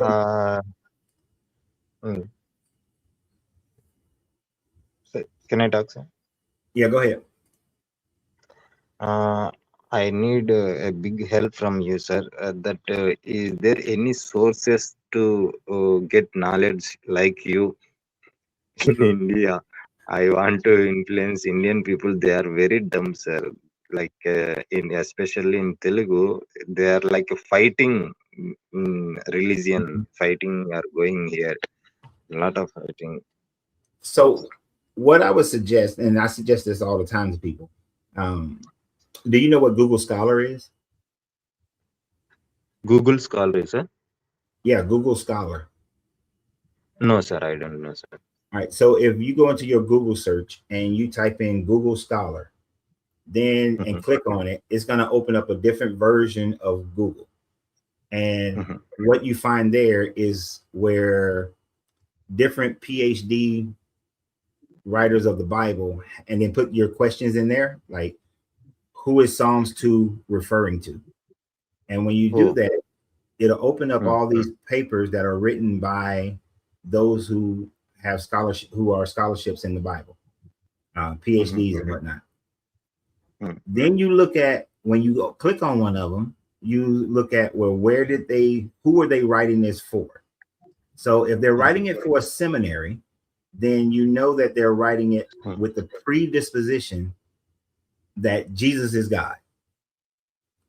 So you have to, so what I suggest, I ain't gonna say what you have to do. What I suggest is that you first research who is writing the paper so that you can understand the reason why they're writing that paper.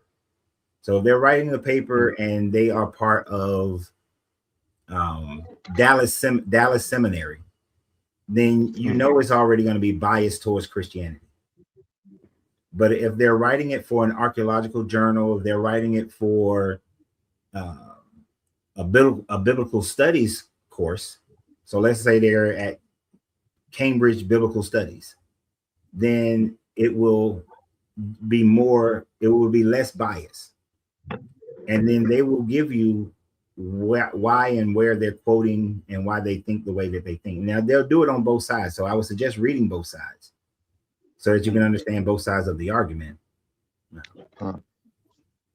And of course, when you read the ones that are done by seminary students, they're going to quote, for the most part, they're only going to quote the other parts of the Bible. But when you read it and it's someone who's just in a biblical studies course, or they're in an archaeological course or linguistic course, then they are going to cite other references of the community, references of archaeology. They're going to reference things outside the Bible.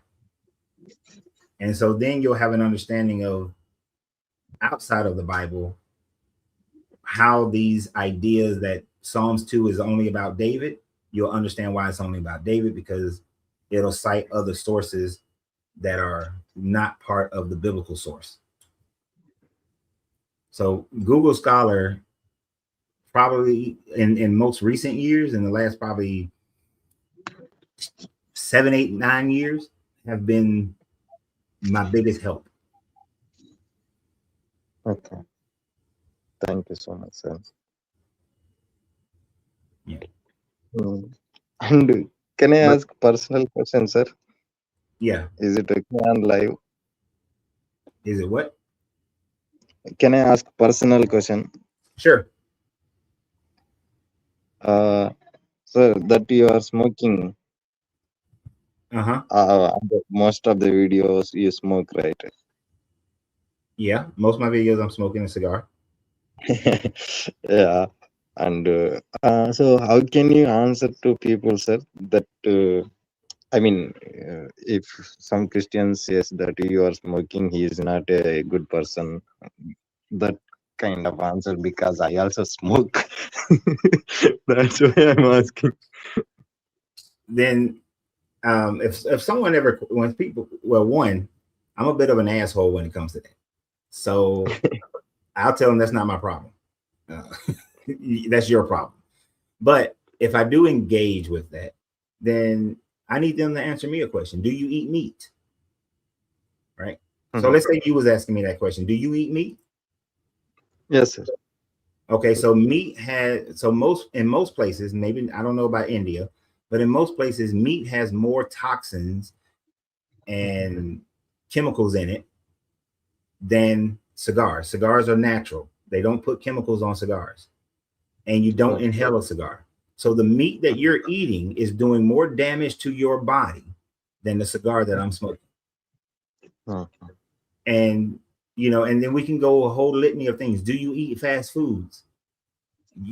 Fast food is killing your body more so than a cigar is doing any damage to my body. Where do you get your water from? Do you drink soda? Are you eating food with high fructose corn syrup in it? So the moment someone tried to come to me with clean life, what they are not understanding is that they're just identifying how the American government and some other countries have put this negative image on smoking.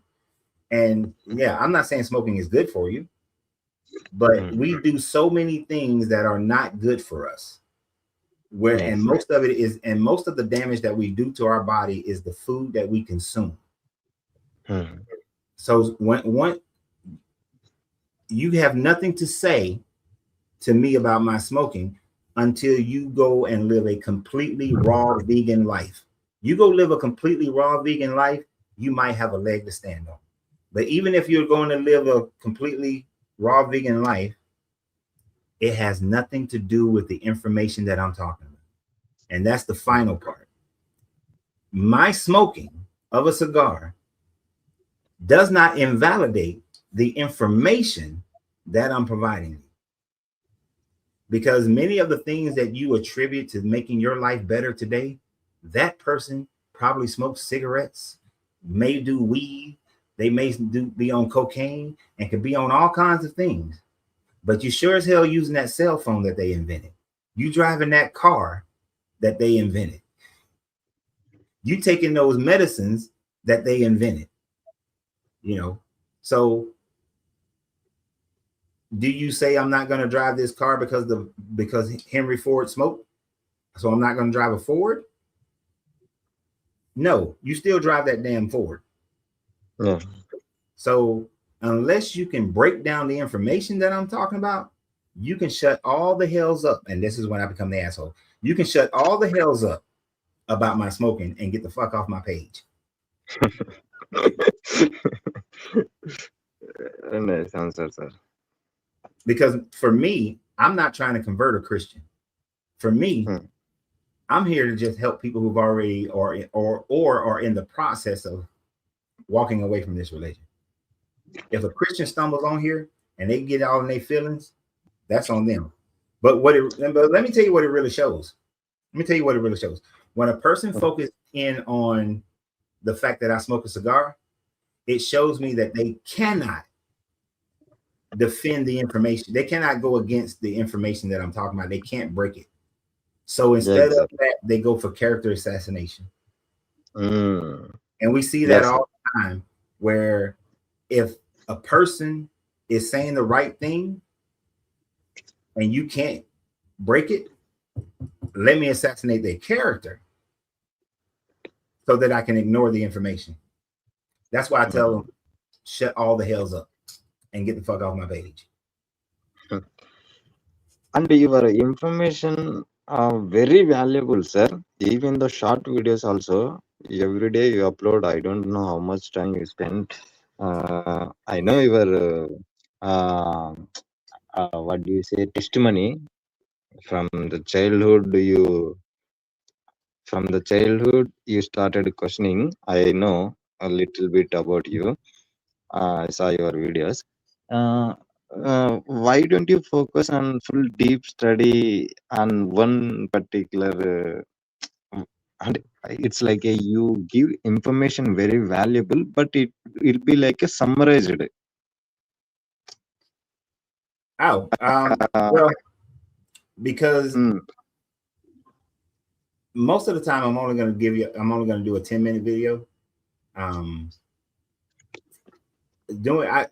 used to do 45-minute, 1 hour long videos on one subject matter. It takes a lot of time to do those.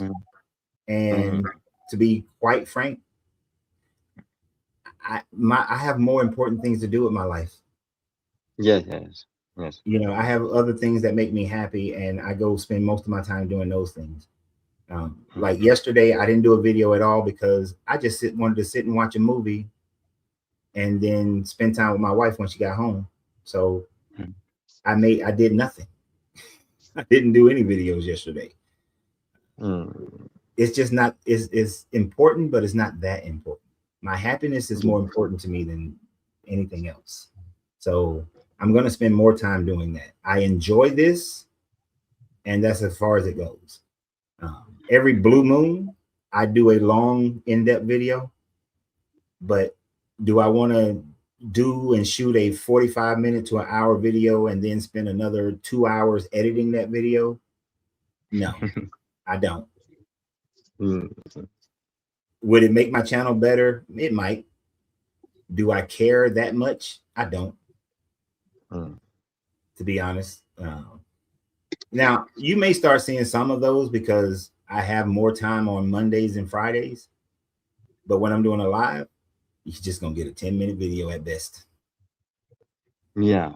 Even though that 10-minute video also very valuable information, sir. That only you have said short video, and you do some counters to other videos also.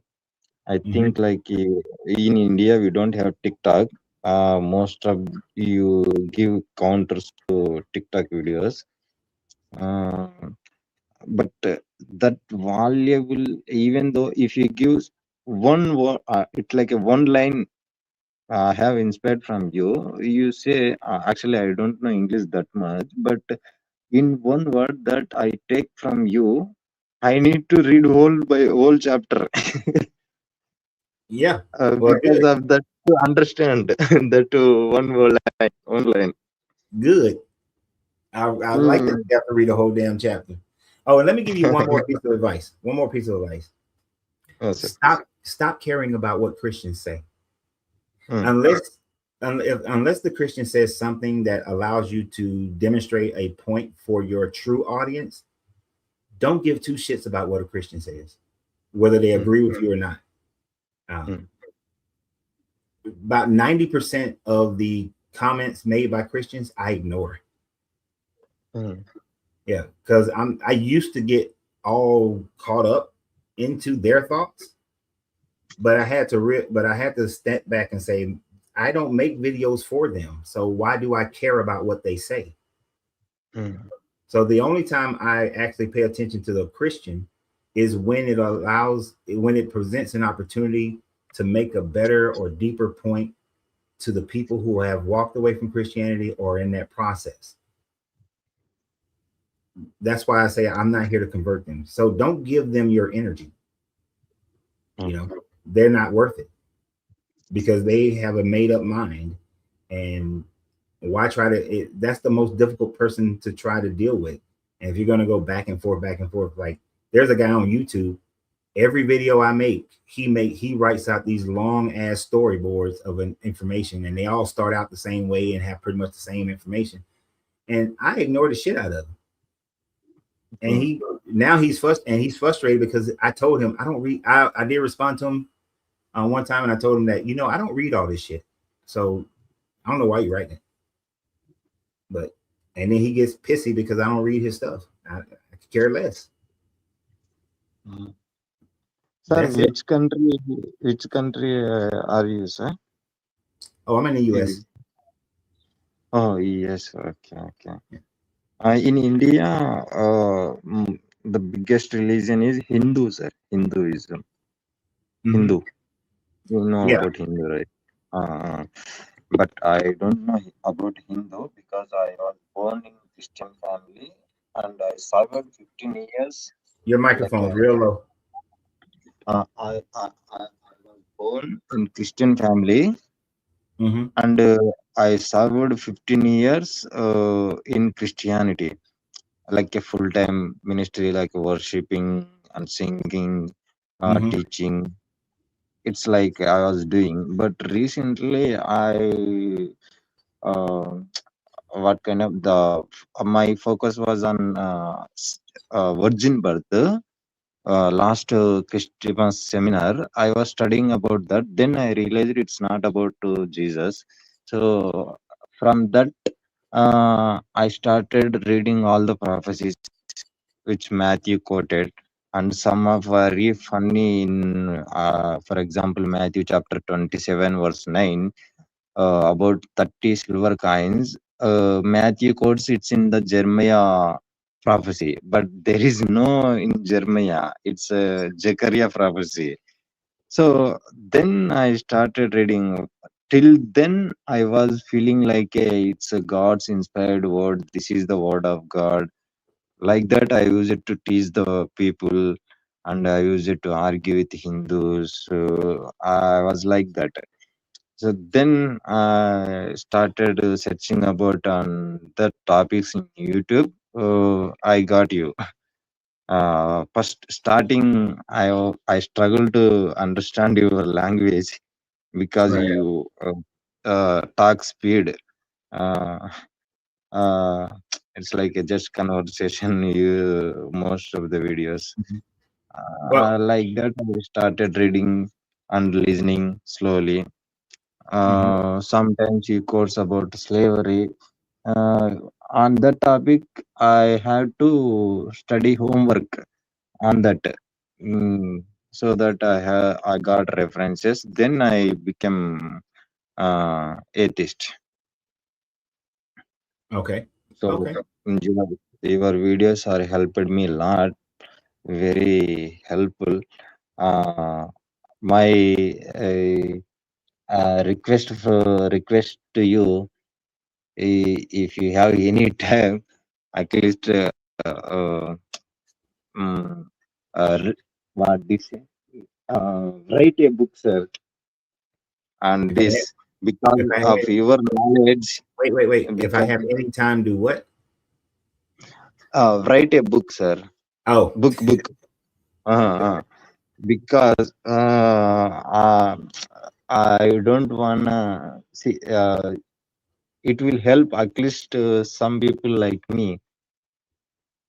Because you have so much knowledge about history and geographically, as you said, you have chance to how do you say, travel Egypt, there, Israel, all those places, and you researched so many things about Bible and all these things. at least you write a book, sir, or else articles. It will help us.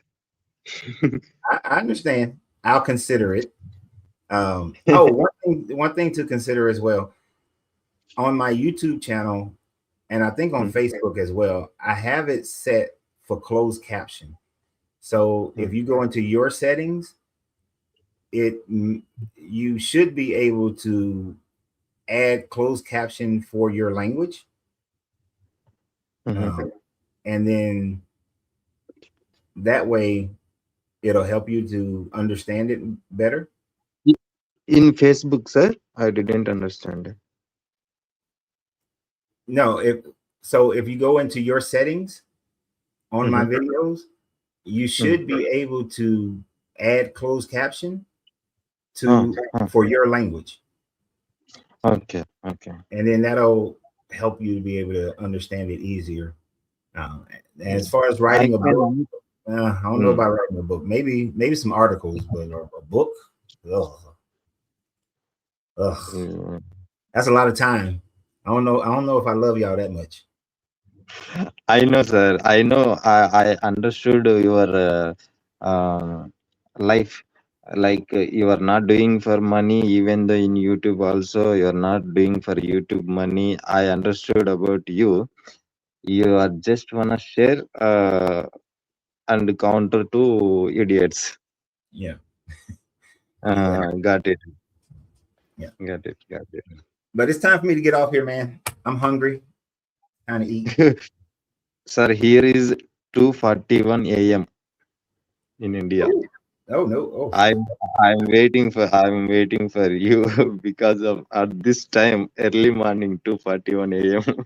I appreciate that. I appreciate it tremendously. I'm very glad to talk to you, sir. Thank you so much for your valuable time information. All right, thank you. I appreciate it. And keep going. Okay, sir. All right.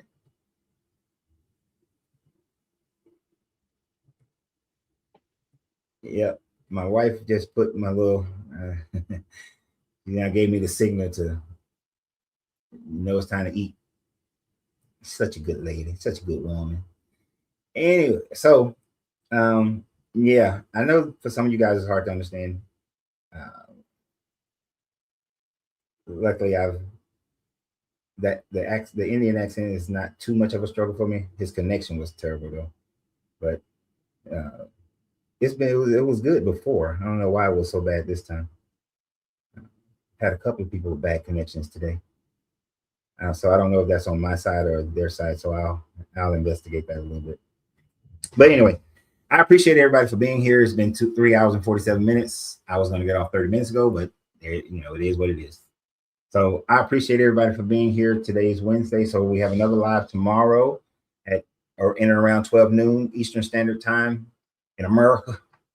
So I look forward to our conversation tomorrow. I have no idea what we're talking about tomorrow. And so y'all have a great day. And always remember, you have to free yourself to be yourself because your greatness is non-negotiable. Good journey, good vibrations. And I'm finna binge Wonder Man because that's more important to my happiness. Because I'm a Marvel nerd. Yeah, so always remember, you got to free yourself to be yourself because your greatness is non-negotiable. Good journey, good vibrations. And we're signing off.